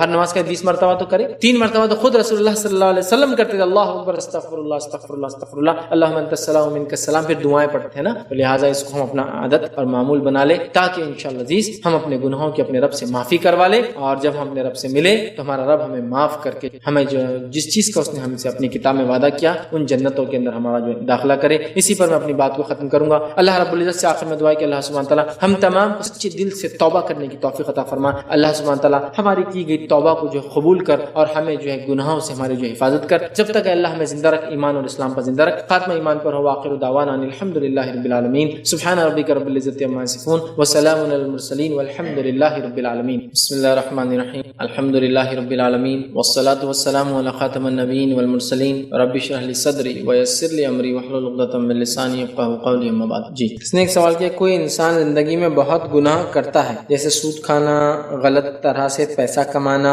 اس کے لیے مغفرت کی دعا کر سکتے ہیں؟ دیکھیے سب سے پہلی چیز، اگر وہ انتقال کر گئے ہیں، جیسے دیکھ رہا مغفرت کی دعا، اگر کوئی ایسا شخص جو زندگی میں گناہ کرتا تھا اگر انتقال کر گیا ہے تو ہمارا مغفرت کی دعا اس کو تبھی فائدہ پہنچا پائیں گی جب وہ توحید پر تھا اور اپنے گناہوں پر نادم ہوا تھا. ٹھیک ہے، اس لیے کہ اگر کوئی انسان توحید پر نہ مرا تو ہمارا کتنا بھی استغفار اس کو فائدہ نہیں دے گا. اور یہ بات نبی اکرم صلی اللہ علیہ وسلم اور صحابہ کے عمل سے ثابت ہے کہ مومن کے لیے استغفار کر سکتا ہے، چاہے زندہ ہو یا مردہ ہو. جس طرح اللہ ان کے گناہوں کو معاف کرے انسان بول سکتا ہے، اس میں کوئی حرج نہیں، لیکن وہ شخص توحید پر مرا ہو. ٹھیک ہے، اور جہاں تک معاملہ سود کھانے کا ہے، پیسے لیا تھا، تو حقوق العباد شامل ہے، اور حقوق العباد کے لیے ضروری ہے اس توبہ کے لیے سب سے پہلے دل میں نادم ہو انسان، دوسرا وہ اس عمل سے توبہ کرے، استغفار کرے اس عمل کے لیے، تیسرا اس کام کو دوبارہ نہ کرے، اور چونکہ بندوں کا حق تھا اسے لوٹا دے. تو اگر وہ جا چکا ہے، مر چکا ہے، تو اب اس کے وارثوں کا کام ہے کہ وہ چیز لوٹا دے لوگوں، جیسا کہ جن کا پیسہ کھا لیا تھا غلط طریقے سے ان کو لوٹا دے. سود کھایا تھا تو اب وہ سود کو چھوڑ دے، اور جو اس نے کمایا تھا اور کھایا تھا اس کو صدقہ کر دے. صدقہ مطلب نہیں بولیں گے، کسی کو دے دے، اس لیے کہ اس کا ثواب بھی نہیں ملے گا، سود کے پیسوں کا اجر نہیں. ٹھیک ہے، تو وہ اس کو جہاں جو اس کے مستحق ہیں ان تک پہنچا دے. اگر وہ ایسا کرتے ہیں اور اگر وہ توحید پر مرا تھا وہ انسان جو یہ کرتا تھا، تو امید ہے آپ لوگوں کے اس چینج کرنے سے، تبدیلی لانے سے، اس کے بدلے میں اس کا خرچ چکانے سے، جن کا پیسہ غلط طریقے سے کھایا تھا، سود لیا تھا، تو اس سود کے کاروبار کو بند کر کے اور وہ پیسہ جو ہے سود کا جہاں دینا چاہیے وہاں لگا دینے سے انشاءاللہ اس کی مغفرت کے چانسز ہے. لیکن کب؟ جب وہ توحید پر مرا تھا. اگر اس کا انتقال شرک پر ہوا تھا تو پھر یاد رکھیے اس میں کوئی گنجائش، چانسز نہیں ہے ایسے آدمی کی کہ موت کے بعد اس کی مغفرت ہو پائے. اگر توحید پرست تھا، گناہ ہوئے تھے، تو ہم اس کے لیے استغفار کر سکتے ہیں، اور آپ کو استغفار میں چونکہ بندوں کا حق تھا یہ حق لوٹانے کی پوری کوشش کرنا ہوگی. انشاءاللہ عزیز امید ہے کہ اللہ تعالیٰ ان کے گناہ معاف کرے اور ان کی مغفرت کرے. السلام علیکم. پہلے میرا سوال تھا کہ جیسے کہ لوگ ہوتے ہیں درس میں اس میں آتے ہیں تو ایمان بڑھتا گھٹتا ہے، تو اس میں پھر ایمان بڑھ جاتا ہے تو برابر نماز کی پابندیوں کرتے ہیں، مگر 15-20 دن بعد ایسا ہوتا ہے کہ ایک آدھ بار درس میں جانا چھوڑ دیے، قرآن پڑھنا چھوڑ دیے، تو کیا ہوتا ہے 1-2 دن نماز قضا ہو جاتی، پھر اچانک سے جاگ جاتا اپن چھٹری کر کے، پھر وہ نماز پھر سے واپس پڑھنا شروع کر دیا پابندی کے ساتھ. ایسا 15-20 دن میں، مہینے میں ایک آدھ دن قضا ہو جاتی 2 دن میں، تو کیا یہ اس کی توبہ قبول ہوں گی؟ استغفار بھائی نے ایک سوال کیا کہ ایک انسان ہے جو کہیں جاتا ہے دینی درسگاہ پہ درس سنتا ہے تو اس کا جوش جذبہ بڑھ جاتا ہے، 10-15 دن نماز برابر پڑھتا ہے، پھر وہی کمزوری آ جاتی ہے، نماز قضا ہوتی ہے، پھر اس کو جذبہ آتا ہے، پھر وہ سنتا ہے، پھر اپنے آپ کو تبدیل کرتا ہے، تو کیا ایسے آدمی کی توبہ قبول ہوں گی استغفار؟ تو دیکھیے اصل چیز یہ ہے کہ جب ایک آدمی مطلب اصل چیز تو یہ ہے کہ صحبت کا اثر انسان پر ہوتا ہے. تو جب کوئی انسان دینی درسگاہوں میں، اجتماعات میں جاتا ہے اس کا ایمان میں اضافہ ہوتا ہے. جیسا رمضان کے مہینے میں دیکھیے اللہ کا ذکر زیادہ کرتے اضافہ ہو جاتا ہے، لوگ حج اور عمرے کے لیے جاتے ہیں تو اللہ کے گھر کا طواف کرتے ہیں، زیارت کرتے ہیں تو ایمان بڑھ جاتا ہے. تو بھائی کا سوال تھا کہ ایمان بڑھ جاتا ہے تو پھر وہ نمازی بن جاتا ہے، لیکن پھر نماز قضا ہونا چالو ہو جاتی ہے تو وہ کیا کرے؟ اور اس کے پھر توبہ کرتا ہے، پھر کچھ دن بعد یہ ہوتا ہے. تو یاد رکھیے فرائض کا جہاں تک معاملہ ہے اس کے لیے جب آپ نے ایک بار توبہ کی تو میں یہ کہوں گا کہ پھر وہ دوبارہ رپیٹ. لیکن اس کے بعد بھی اگر کسی سے ایسا ہو رہا ہے، پھر چھوٹ رہی ہے، پھر توبہ کر رہا ہے، تو بھی اللہ توبہ قبول کرنے والا. دیکھیے توبہ کا دروازہ تو موت تک یا قیامت کی کوئی بڑی علامت، یا تو قیامت صغریٰ مطلب اس کی موت آ جائے، یا تو قیامت کبریٰ کی کوئی علامت آ جائے، تب تک کے لیے موقع ہے. تو لہٰذا اگر اس نے آج توبہ کی کہ اللہ میں نمازی بن جاؤں گا پکا، لیکن پھر 15 دن بعد ایسا ہو رہا ہے تو اس کا مطلب پچھلی توبہ سچی نہیں تھی، لیکن اگلی توبہ کا دروازہ پھر کھلا ہے، پھر توبہ کرے اپنے رب سے. اگر اس کے بعد پھر وہ زندگی اس کی تبدیل نہیں ہوتی تو اس کا مطلب پھر پچھلی توبہ سچی نہیں تھی. اور کبھی کبھار نماز قضا ہونا الگ بات ہے، لیکن اگر وہ چھوڑ دے رہا ہے جان بوجھ کے، 15 دن ہو گیا بالکل ایک دم کمزوری، نمازیں پڑھ رہا ہے کبھی چھوڑ دے رہا ہے، تو یہ تو سیدھا ایمانی کمزوری ہے. توبہ استغفار تو بعد میں آئے گا، اس کی ایمانی کمزوری، اس لیے کہ فرائض تو فرائض ہے، اس کو تو ادا کرنا ہی ہے مجھے اور اب کسی بھی حال میں. تو لہٰذا ایسا شخص اپنے ایمان کو بلند رکھے، اجتماعات وغیرہ میں جاتے رہیں، اور 15 دن جب وہ عادت بن جاتا تو میں سمجھتا ہوں کنٹینیوسلی بن جانا چاہیے. اگر کمزوری آ رہی ہے تو استغفار کی کثرت کرے، گناہوں سے بچنے کی کوشش کرے، اور جیسے بھی ہو نماز کو جائے، آپ قضا بھی ہو رہی تو کرے، چھوڑے نہ، ٹھیک ہے، اور توبہ کرتے رہے. انشاءاللہ عزیز مرنے تک توبہ کے دروازے چونکہ کھلے ہیں. لیکن اگر وہی گناہ پھر ریپیٹ کرا مطلب پچھلی توبہ سچی نہیں تھی، اس کا مطلب اسے چاہیے کہ توبۃ النصوح وہ سچی توبہ کرنے کی کوشش کرے، خالص دل سے کرے، اور دوبارہ کبھی فرض عمل کو نہ چھوڑے. تو انشاءاللہ عزیز یہ معاملہ حل ہو سکتا ہے. لیکن پھر چھوٹتا ہے، پھر توبہ کرے، پچھلی توبہ لیکن سچی نہیں تھی، لیکن اگلا دروازہ کھلا ہے. لیکن یہ بات یاد رکھیں زندگی بار بار لگاتار ایسے موقع نہیں دیتی، تو لہٰذا فرائض کے معاملے میں کم از کم توبہ کرنے کے بعد ہم اڑ جائیں، یہ زیادہ ہمارے لیے ان شاء اللہ. کچھ لوگ فجر کی مسلسل نماز چھوڑتے تو ان کا کیا؟ خاص واسطے شادی کے بعد فجر کی نماز پڑھنا ہوتی ہے نوجوانوں سے، फिर मतलब वो रोज खजा करते हैं उसको, तो इनका क्या? देखिए, अगर कोई इंसान किसी भी एक नमाज को ले लीजिए, कोई फजर है, कोई असर है, किसी के लिए ईशा है, ठीक है, किसी के लिए जोहर है, कोई एक नमाज, जैसा कोई कॉलेज में है तो जोहर छोड़ दे रहा है, बाकी सब पढ़ रहा है, ठीक, कोई आदमी ईशा नहीं पढ़ता जो कि बिजनेस में है तो हमेशा खजा करता है, हमेशा छोड़ देता है, ठीक, कोई भी एक नमाज का ऐसा औरत, ये भी ईमानी की ही अलामत है। उसे चाहिए अपने रब से तौबा करे और वो अपनी लाइफ स्टाइल को चेंज करने की कोशिश करे ताकि ये कमजोरी उसकी जल्द से जल्द दूर हो जाए, ठीक है। लेकिन अगर वो तौबा करता है, फिर उससे गलती होती, फिर वो तौबा करे, फिर गलती होती, लेकिन इसका मतलब पिछली तौबा सच्ची नहीं थी, सच्ची तौबा का भी इंतजार है। जब उससे अमल शुरू हो जाए और फिर फितरी तौर से जो नमाज छूट जाती है, कभी रेगुलर होने के बाद भी तो कुछ नमाज इंसान की छूटती है ना, सफर में छूट गई, सफर में खड़े रहने को भी जगह नहीं थी तो नमाज कहां से पढ़ेगा, ना झुक सकता है ना कुछ कर सकता, ऐसे टाइम पे छूट गई। ट्रेन के ऊपर बैठ के जा रहा, बस के ऊपर, अब कहां से नमाज पढ़ेगा, ऐसे टाइम पे छूट गई। तो ये तो समझ लेना फितरी है, ऐसे हालात में हो गई, कोई गफलत थी तारी, तो ये तो एक मजबूरी वाली शक्ल तब भी होंगी, वो तो उसके लिए तो माफी है, उसके लिए तो मगफिरत है। लेकिन मुसस्सिल को ये कर रहा है, जो मैं आप जो कह रहे हैं मुसस्सिल, कि तो एक आदमी 5 वक्त का पाबंद नमाजी भी हो तो उसकी नमाजें छूट बहुत सारी खजा हो जाती है, गफलत से, नींद से, सफर से, मजबूरी से, बीमारी से, बेहोशी से, उसकी भी होती है। ये तो कॉमन चीजें हैं, इसमें कोई ऐसा अबनॉर्मल नहीं। लेकिन वो आदमी जो आप बोल रहे 15 दिन पढ़ता है, नशा चढ़ता है, 15 दिन का समझे एक जोर, फिर 15 दिन बाद बिल्कुल नमाज गायब, फिर खजा होगा, फिर किसी ने बोला ऐसा, वो आदमी को चाहिए वो तौबा करके अपनी लाइफ को चेंज करे और जब एक बार नमाज शुरू करे तो उसका दोबारा मामला ना हो। फिर ये फितरी तौर से जो होता है ये तो एक अलग बात है, अल्लाह ताला इंशाल्लाह इस मामले हमको माफ करेगा और हमारी तौबा को। किसी ने एक सवाल किया कि क्या 2 नमाजों को एक वक्त में अजान से पहले पढ़ सकते हैं, जैसे जोहर की अजान के बाद नमाज जोहर अदा करने के बाद ही जाना हो तो असर की भी नमाज पढ़ लेना जायज है क्या? देखिए, 2 नमाजों को बिना शरई उज़्र के मिलाना ये गुनाह कबीरा है। 2 नमाजों को बिला किसी जरूरत के आप कंबाइन नहीं कर सकते, इसलिए कि नमाज मोमिनों के लिए उनके मुकर्ररा वक्त पर पढ़ना वाजिब और फर्ज है, मुकर्ररा वक्त फिक्स टाइम्स है। तो लिहाजा अगर कोई शख्स जोहर की नमाज पढ़ रहा है, अजान ना भी हो, तो जोहर का वक्त चालू होना उसके लिए कंडीशन और शर्त है। शर्त वो चीज होती है जिसके हुए बगैर वो अमल दुरुस्त नहीं होता है। तो लिहाजा जोहर की नमाज के लिए जोहर का वक्त होना शर्त है, अजान होना शर्त नहीं औरतों के लिए, क्योंकि सवाल औरतों का, इसलिए मैं ये कह रहा हूँ। और ये मर्दों के लिए भी हो सकता है जब वो सफर वगैरह कर रहे हो और उनको नमाज नहीं मिल सकती जमात से और टाइम ये है कि इसी वक्त पढ़ सकते, ठीक है। तो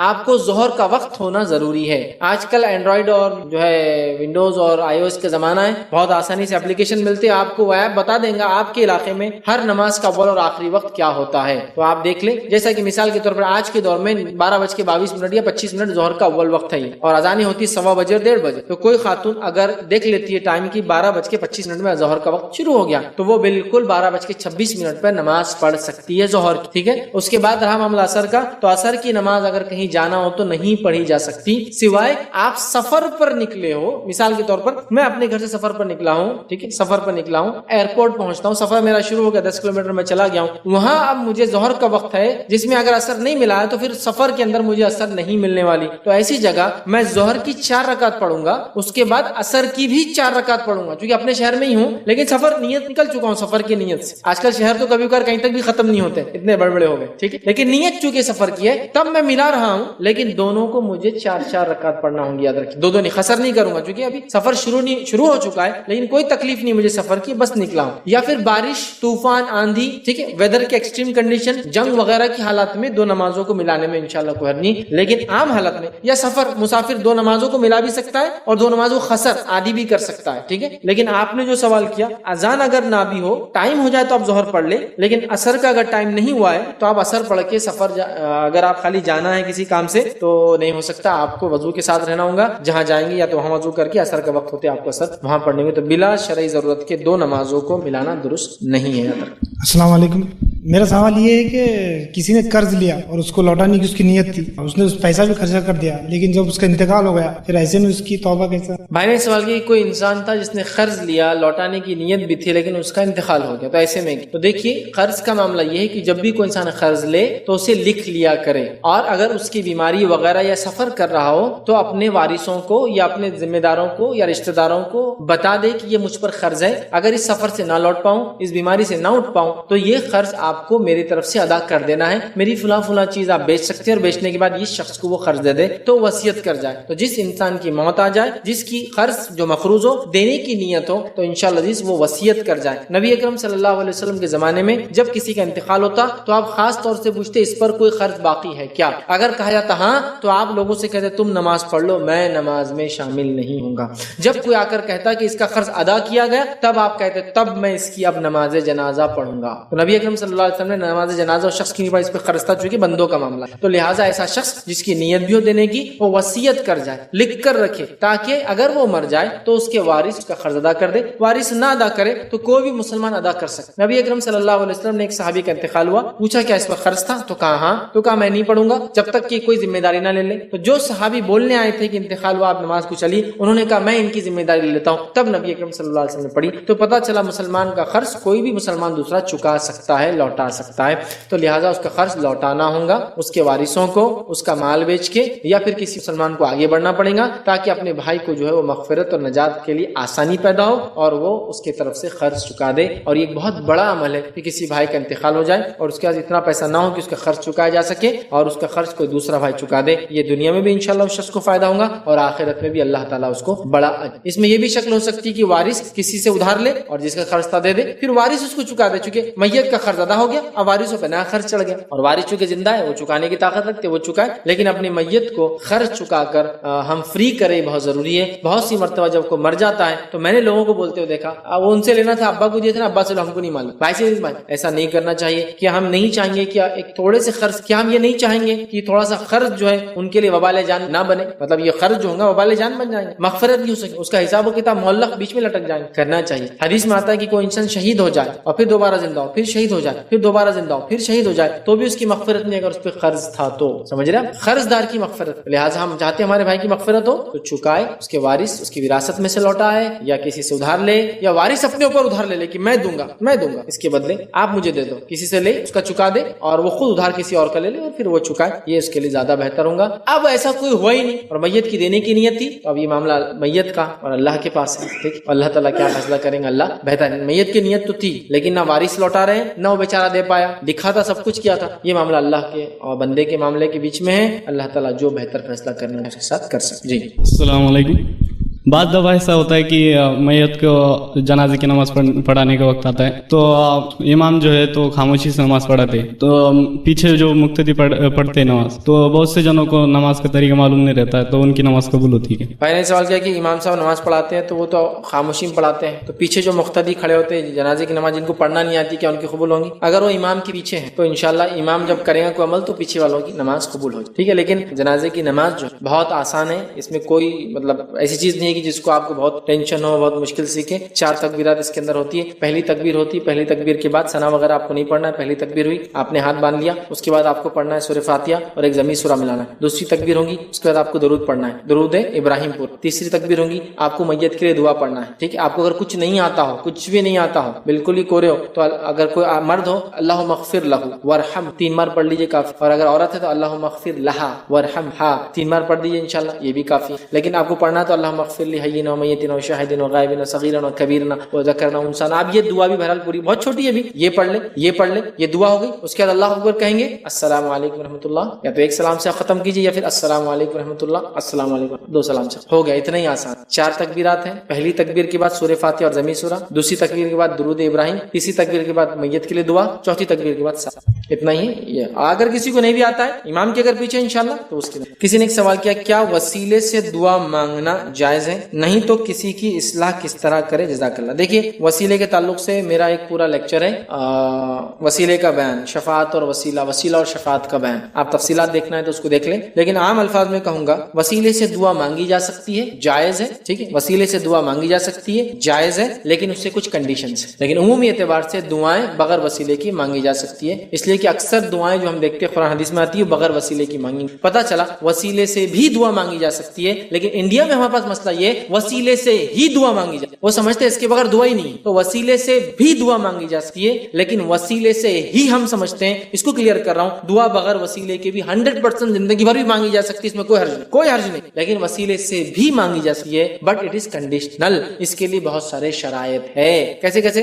एक दुआ तो वह है जो आप अपने नेक अमाल के वसीले से करें, बिल्कुल जायज है। जैसा कि वो 3 लोग जो गार में दब गए थे, पत्थर आके लग गया, तीनों ने अपने नेक अमाल को वसीला बनाया, तो नेक अमाल के वसीले से दुआ मांगी जा सकती है। नेक نیک کام کرتے وقت اس کام کو وسیلہ بنا کے دعا مانگی جا سکتی. جیسے ابراہیم علیہ السلام اور اسماعیل علیہ السلام کعبے کی تعمیر کرتے اور کعبے کی تعمیر کرتے کرتے کیا کہتے ہیں, ربنا تقبل منا, اللہ ہم سے قبول کر اس عمل کو, انک اور دعائیں کرتے. تو نیک کام کو وسیلہ بنایا سکتا ہے, نیک کام کرتے ہوئے اس کو وسیلہ بنا کے دعا کی جا سکتی. اسی طرح نیک لوگوں کو بھی وسیلہ بنایا سکتا ہے, لیکن اس کی پھر کنڈیشن ہے. پہلا, وہ شخص حیات ہو, زندہ ہو, متقی اور پرہیزگار ہو, اس کو آپ کا پورا مسئلہ معلوم ہو, وہ بھی دعا کرے اور آپ بھی دعا کریں. یہ کنڈیشن, زندہ ہو, متقی پرہیزگار ہو, پورا مسئلہ معلوم ہو, آپ بھی دعا کریں, وہ بھی, تو یہ بھی جائز ہے. تو یہ وسیلے سے دعا مانگنا جائز ہے. لیکن ہمارے پاس انڈیا مسئلہ یہ, لوگ سمجھتے وسیلے سے ہی دعا مانگنا چاہیے, وسیلے کے بغیر ہوتی نہیں ہے. تو یاد رکھ لیجئے, اکثر دعائیں جو قرآن و سنت میں آتی ہے اس میں کوئی وسیلہ آپ کو نہیں ملے گا سوائے چند کے. بتانے کا مقصد یہ ہے کہ وسیلے سے بھی دعا مانگنا جائز ہے, لیکن وسیلے سے ہی مانگنا جیسے ہمارے پاس سمجھا جاتا ہے یہ بالکل غلط تصور ہے. بلکہ بغیر وسیلے کے بھی آپ دعا مانگ سکتے ہیں. صبح شام دن رات اٹھے بیٹھے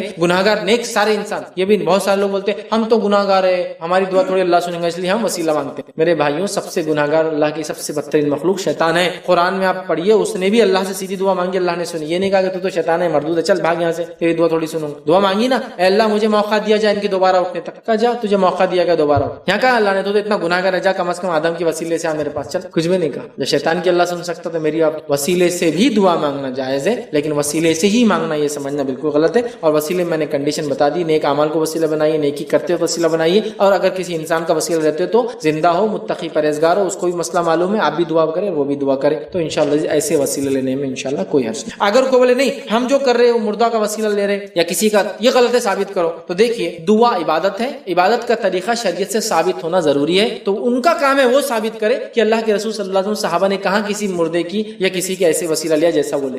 سمجھ رہے آپ؟ کچھ لوگ بولتے نہیں ہم تو ایسے ہی کریں گے, ہم کہاں غلط. ان سے پوچھیے, دعا عبادت ہے اور عبادت کا طریقہ ہم کو شریعت بتاتی ہے. اس طریقے میں ایسا طریقہ ہو تو آپ بتائیے, بولنا آپ یہ عمل, سمجھ رہے آپ بتائیے آپ یہ عمل کیوں کرتے ہیں, وہ ثابت کریں ان کا عمل. ہم ان کا رد نہیں کریں گے, بلکہ وہ بتائیں گے کہ یہ کہاں سے ثابت ہے جو عمل وہ کر رہے ہیں. نیک لوگوں سے, مردہ لوگوں سے وہ مانگ رہے جو کہ ہے نہیں, یا ایسے نیک سے جو زندہ بھی ہے لیکن اس کو معلوم ہی نہیں آپ کا مسئلہ کا, یہیں سے چلا رہے اس کے نام سے, سمجھ رہے. تو وہ ثابت کرے ایسا وسیلہ کس صحابی نے لیا اور کب لیا یا تابعین نے, تو ہم بھی بہرحال عمل کریں. تو ان کا کام ہے ثابت کرنا, آپ کا کام نہیں اس کا رد. کسی نے ایک سوال کیا کہ مسلمان اور مومن میں کیا فرق ہے, بتائیے. تو دیکھیے, مسلمان اور مومن کے اندر جو فرق ہے وہ یہ ہے, جس کو ایسا ایک عام زبان میں میں سمجھاؤں گا, کہ اگر پیرامڈ جیسا بنایا جائے, پیرامڈ سمجھتا, پیرامڈ اوپر نوک ہوتی ہے, نیچے بڑا ہوتا ہے, تو سب سے بنیادی جو درجہ ہوتا ہے ایک ایمان والے کا وہ مسلمون ہوتا ہے, وہ مسلمان, مسلمون. اس سے اوپر کا درجہ جو ہوتا ہے وہ مومنون, جو کہ تعداد میں بھی کم ہوتے ہیں. اس سے اوپر کا درجہ ہوتا ہے متقون, جو کہ تعداد میں اور کم ہوتے ہیں, متقی لوگ. اس سے اوپر کا درجہ ہوتا ہے محسنون, جو ٹاپ موسٹ ہے, پیک ہے, اور تعداد میں بھی کم ہوتے ہیں, ہے نا, محسنون. جیسا کہ انبیاء جو ہوتے ہیں احسان کرنے والے لوگ ہوتے ہیں. احسان مطلب یہ بدلے کو بدلہ نہیں لیتے ہیں, بدلے کو معافی سے بدل دیتے ہیں, یہ ہوتا ہے محسن. ٹھیک ہے, محسن مطلب کیا ہوا,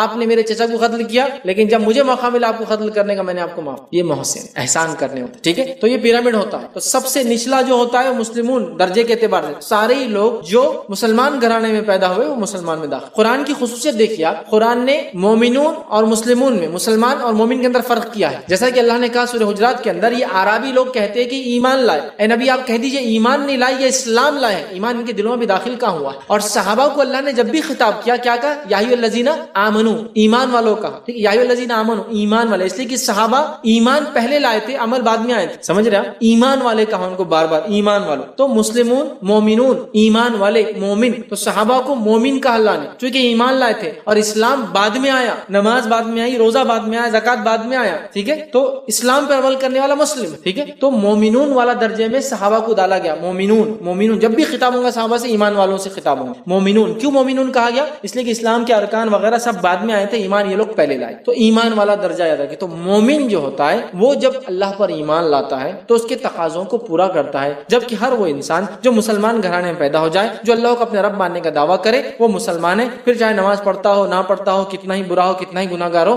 اسلام سے خارج نہیں ہوتا, مسلمان ہونے سے خارج نہیں ہوتا. ٹھیک ہے, اور یہ اہل سنت والجماعت صحابہ کی جماعت کا عقیدہ تھا. گناہ کبیرہ کی بنیاد پہ اسلام سے کوئی بھی انسان خارج نہیں ہوتا ہے. خوارج جو اس زمانے میں لوگ تھے, ان کا یہ عقیدہ گناہ کبیرہ انسان کو اسلام سے نکال دیتا ہے. یہ ہمارا عقیدہ نہیں ہے, صحابہ کا عقیدہ نہیں. تو لہٰذا ہر انسان جو مسلمان گھرانے میں پیدا ہوا, اللہ کو اپنا رب مانتا ہے, پھر چاہے عمل کرتا ہو, نہیں کرتا ہو, جیسے تیسے کرتا ہو, شرک بھی کرتا ہو, بدعت بھی کرتا ہو, سارا چیز ہے وہ مسلمان ہوتا ہے. ایمان, مومن وہ ہوتا ہے جو ایمان لاتا ہے, اس کی صفت قرآن نے بیان کی, قد افلح المومنون, کامیاب ہو گئے یقیناً ایمان والے, کہ جو نمازوں میں خشوع اختیار کرتے ہیں, جو زکات دیتے ہیں, جو اپنی شرمگاہ کی حفاظت کرتے ہیں, اور سارا. تو مومنوں کی صفت بہرحال تفصیل میں بہرحال آتی ہے. صحابہ مومنوں کی گیتی جاگتی مثالیں کسی کو دیکھنا ہے تو مسلمان ہر وہ آدمی جو مسلمان گھرانے میں پیدا ہوا، مومن وہ جو اس بات کو سمجھے کہ وہ کیوں آیا ہے اور اس کے مطابق عمل کرے، وہ مومن ہوتا ہے۔ مومن ایمان کے درجے سے جب انسان اور اونچا جاتا ہے، تقوی اور پرہیزگاری کی زندگی گزارتا ہے کہ حلال چیزوں کو بھی احتیاط کر کے استعمال کرتا ہے تاکہ حرام میں نہ چل جاؤ، وہ تقوی متقون کا درجہ ہوتا ہے۔ اور اس سے اونچا درجہ جو ہوتا ہے محسنون کا ہوتا ہے، جو سب سے ہائیسٹ لیول ہے ایمان کا۔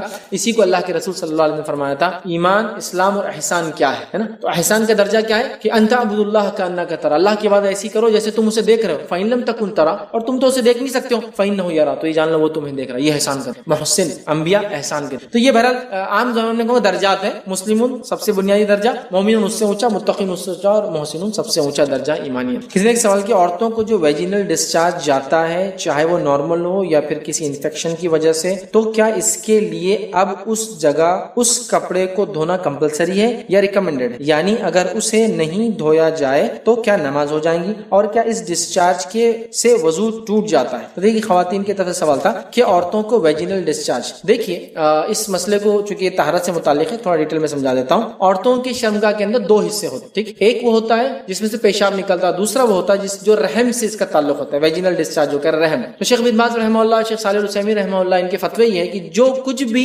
پیشاب کی جگہ سے نکلتا ہے وہ سب نجس ہے، جو کچھ بھی پیشاب کی جگہ سے آئے وہ نجس ہے، اور جو کچھ بھی رحم سے آئے، یوٹرس سے نکل کر آئے، وہ نجس میں کاؤنٹ نہیں ہوتا ہے۔ حیض کے علاوہ وہ نجس میں نہیں آئیں گا، اس کے نکلنے سے وضو ٹوٹ جائے گا، غسل بھی ٹوٹ سکتا ہے، لیکن نجس میں نہیں آئیں گا۔ مطلب وہ ایسی چیز نہیں ہے جس کے نکل جانے سے غسل واجب، ٹھیک ہے، مطلب کبھی ہو سکتا ہے اگر منی نکلا تو غسل بھی ہوگا، لیکن وہ نجس میں اس کو کاؤنٹ نہیں کیا جائے گا۔ اب اگر ایسی کوئی چیز جو ویجینل ڈسچارج جو نارمل ہو یا پھر کسی انفیکشن، نارمل میں یہ ہو سکتا ہے کہ کسی کو لکوریا ہوتا ہے، وائٹ واٹر ڈسچارج ہوتا ہے، سفید پانی کی بیماری عام زبان میں کہتے ہیں، تو یاد رکھ لیجیے اس پانی کے نکلنے سے وضو ٹوٹ جائے گا، غسل نہیں، وضو ٹوٹ جائے گا، اور اس حصے پہ جہاں یہ واٹر، یہ پانی، یہ دھبا لگ جائے اس کو دھونا چاہیے، ایسا دھوئے کہ نچوڑ لیا جائے۔ اگر پانی نہ ہو تو پھر کھرچنا لازم ہوگا۔ نبی اکرم صلی اللہ علیہ وسلم کے تعلق سے میں عائشہ فرماتی ہے کہ آپ صلی اللہ علیہ وسلم کے کپڑوں پر کبھی منی کا داغ لگ جاتا اور پانی نہ ہونے کی شکل میں میں اس کو اپنے ناخن سے کھرچ دیتی، جس کی وجہ سے وہ کپڑا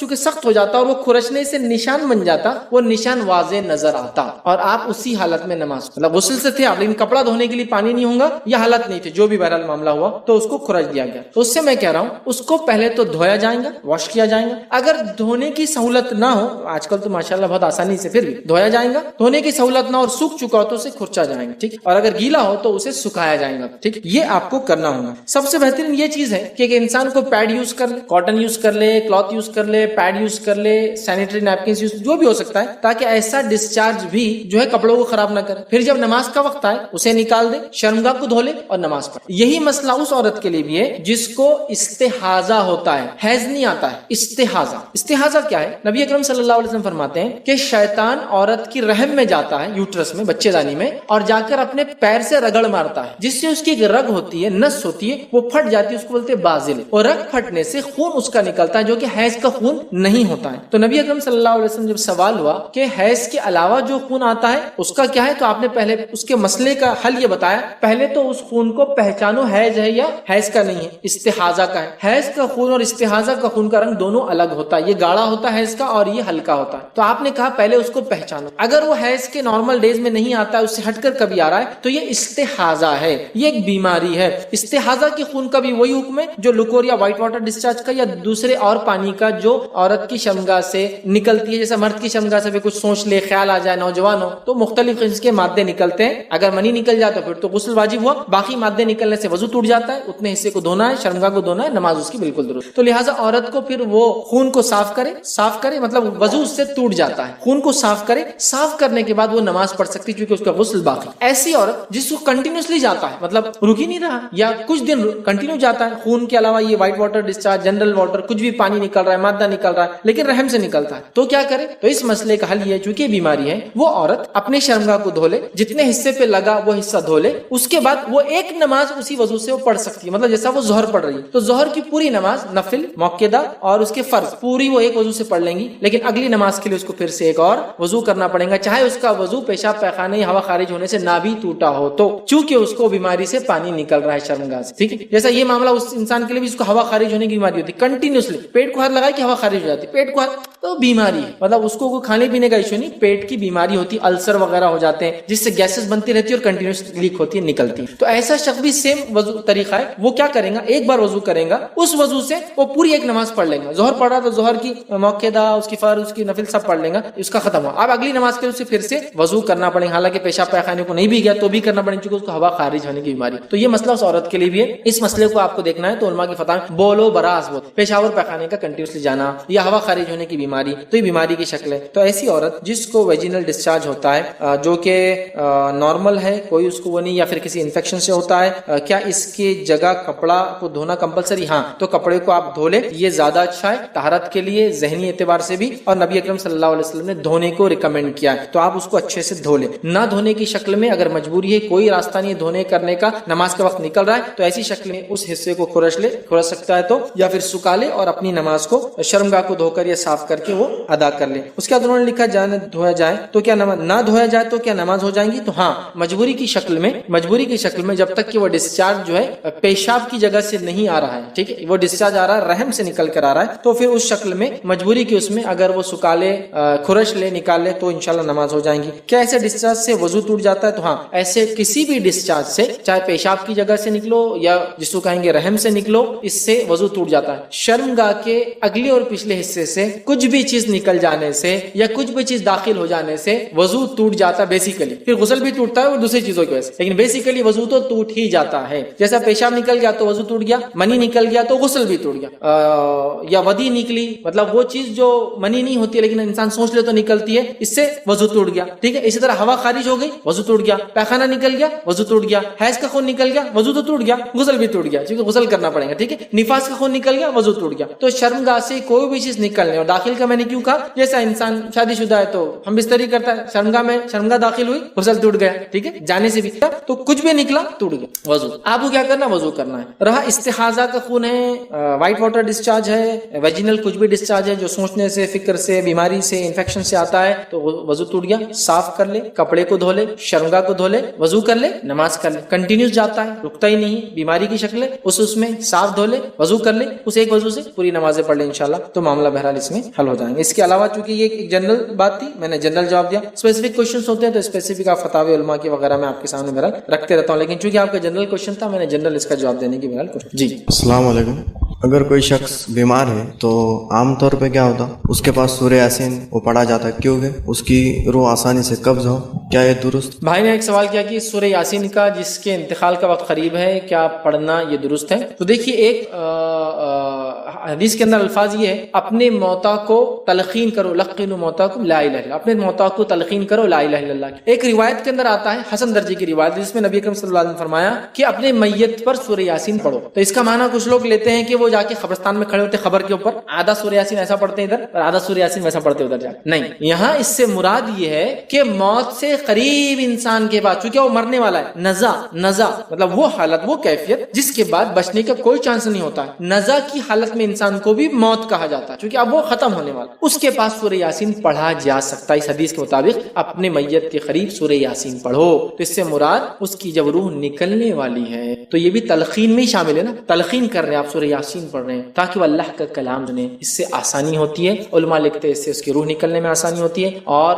اسی طرح اس کو سورہ یاسین میں دیکھیے کیسے واقعات ہیں ایمان والوں کے, اور شروعاتی اس کا دیکھیے کیسا پورا واقعہ ہو جو حبیب کا واقعہ ہے, لوگ ایمان نہیں لائے کیا, تو ایک طرح سے آپ اس کو تلقین کر رہے ایمان, اس کی اہمیت, انبیاء, ان کی اطاعت وغیرہ. تو بہرحال یہ کیا جا سکتا ہے. تو آپ میت کے قریب سورہ یاسین یا قرآن کی دیگر صورتیں بھی بہرحال پڑھ سکتے ہیں. نیت کیا ہو, تلقین کرنا مقصود ہو, تاکہ اسی بہانے آخر وقت میں وہ اللہ کا کلام سنتے سنتے دنیا سے جائے. اور انسان جس حالت میں دنیا سے جاتا ہے اسی حالت میں اٹھایا جائے گا. حدیث ہے نا, جیسا کہ کوئی آدمی حج میں تھا, گھوڑے سے گر گئے, ان کی گردن ٹوٹ گئی اور انتقال ہو گیا, تو نبی اکرم صلی اللہ علیہ وسلم نے فرمایا اس کو احرام بھی اس کا مت اتارو, اس کو غسل بھی مت دو, دفنا دو, یہ تلبیہ پڑھتے ہو روزے قیامت. اسی طرح روزے کی حالت میں کوئی انتقال کر گیا, آپ نے کہا اسے چھوڑ دو, یہ روزے کی حالت میں اٹھیں گا. اسی طرح کوئی نماز کی حالت میں گیا, نمازی اٹھیں گا. اسی طرح قرآن سنتے ہوئے گیا, ایک اچھی بات ہے نا, یا خود پڑھتے ہوئے گیا. تلقین تو یہ ہے کہ وہ خود بھی پڑھے, خود بھی دہرائے. لیکن کبھی ہوتا ہے ایسا کہ آدمی سن سکتا ہے لیکن بول نہیں سکتا ہے, ہوتا ہے نا ایسا بیمار, آپ ضرور پڑھیے انشاءاللہ عزیز, اس کو میت کو جو ہے فائدہ ہوگا. تو سورہ یاسین کے تعلق سے وہ جو بات آتی ہے آپ وہ بہرحال میت کے ساتھ کر سکتے. کسی سوال کا ظہر کی نماز کی کل رکعتیں کتنی ہے, ظہر کی نماز کی قضا کتنی پڑھنا چاہیے, اور ظہر کی نماز کا وقت کب تک ہے؟ تو دیکھیے ظہر کی نماز کی کل رکعتیں 10 ہیں, ٹھیک ہے,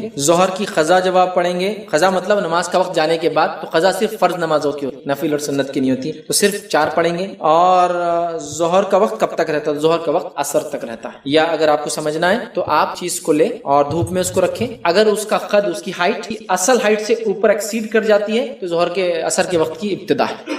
ٹھیک, مطلب جب کسی چیز کی سایہ بیچ میں ہوتا ہے, مطلب اس کو زوال بولتے ہیں, جب دکھتا ہی نہیں ہے تب نماز نہیں پڑھتی. جیسی سایہ ڈھلنا شروع ہو جائے, یہ طرف سمجھ, سورج یہ طرف آئیں گے, سایہ ڈھلتا جائیں گے, یہ طرف آئے, ظہر کا وقت شروع ہو جاتا ہے. اور ظہر کا کب تک چلتا ہے؟ جب سایہ کی اصل اتنی ہو کر اس سے بڑھ جائے. مطلب سمجھ لیجیے آپ ایک پین رکھ رہے ہیں 6 انچ کا ہے, سایہ 6 انچ سے زیادہ ہو گیا, آپ جب لٹا کے دیکھ رہے ہیں, مارک کر دیجیے, ہاں, تو اب یہ عصر کا وقت ابتدائی چالو, سمجھ رہے بات؟ تو یہ آپ ماپ سکتے ہیں, اگر آپ کہیں جنگل وغیرہ میں بھی ہو تو آپ سورج سے, اس سے آپ ماپ لے سکتے کہ ظہر کا وقت کب تک رہنے والا ہے. ٹھیک ہے, تو ویسے عام اس میں عصر تک رہے گا. آپ کیلنڈر وغیرہ لے لیں, اس میں عصر کا ابتدائی وقت دیکھیں تو ظہر کا وہ انتہائی وقت ہو, تب تک آپ پڑھ سکتے ہیں. اور اس کی رکعتیں 10 ہیں, 4 موقعہ ہیں فرض سے پہلے, 4 فرض ہیں, اور اس کے بعد 2 موقعہ ہیں فرض کے بعد. تو یہ 4 اور 4 8 اور 2 10 ہوئے. اب ہمارے پاس کیا ہوتا ہے, ہر چیز کے پیچھے 2 نفل کا اضافہ ہوتے رہتے, 2 نفل کا. ظہر کی 12 رکعت نماز ہے, مغرب کی 7 رکعت ہے, مغرب کی دیکھیے فجر کی 4 رکعت نماز ہے, 2 موقعہ 2 فرض. ظہر کی 10 رکعت نماز ہے, 4 موقعہ 4 فرض 2 موقع. ٹھیک ہے, اس کے بعد عصر کی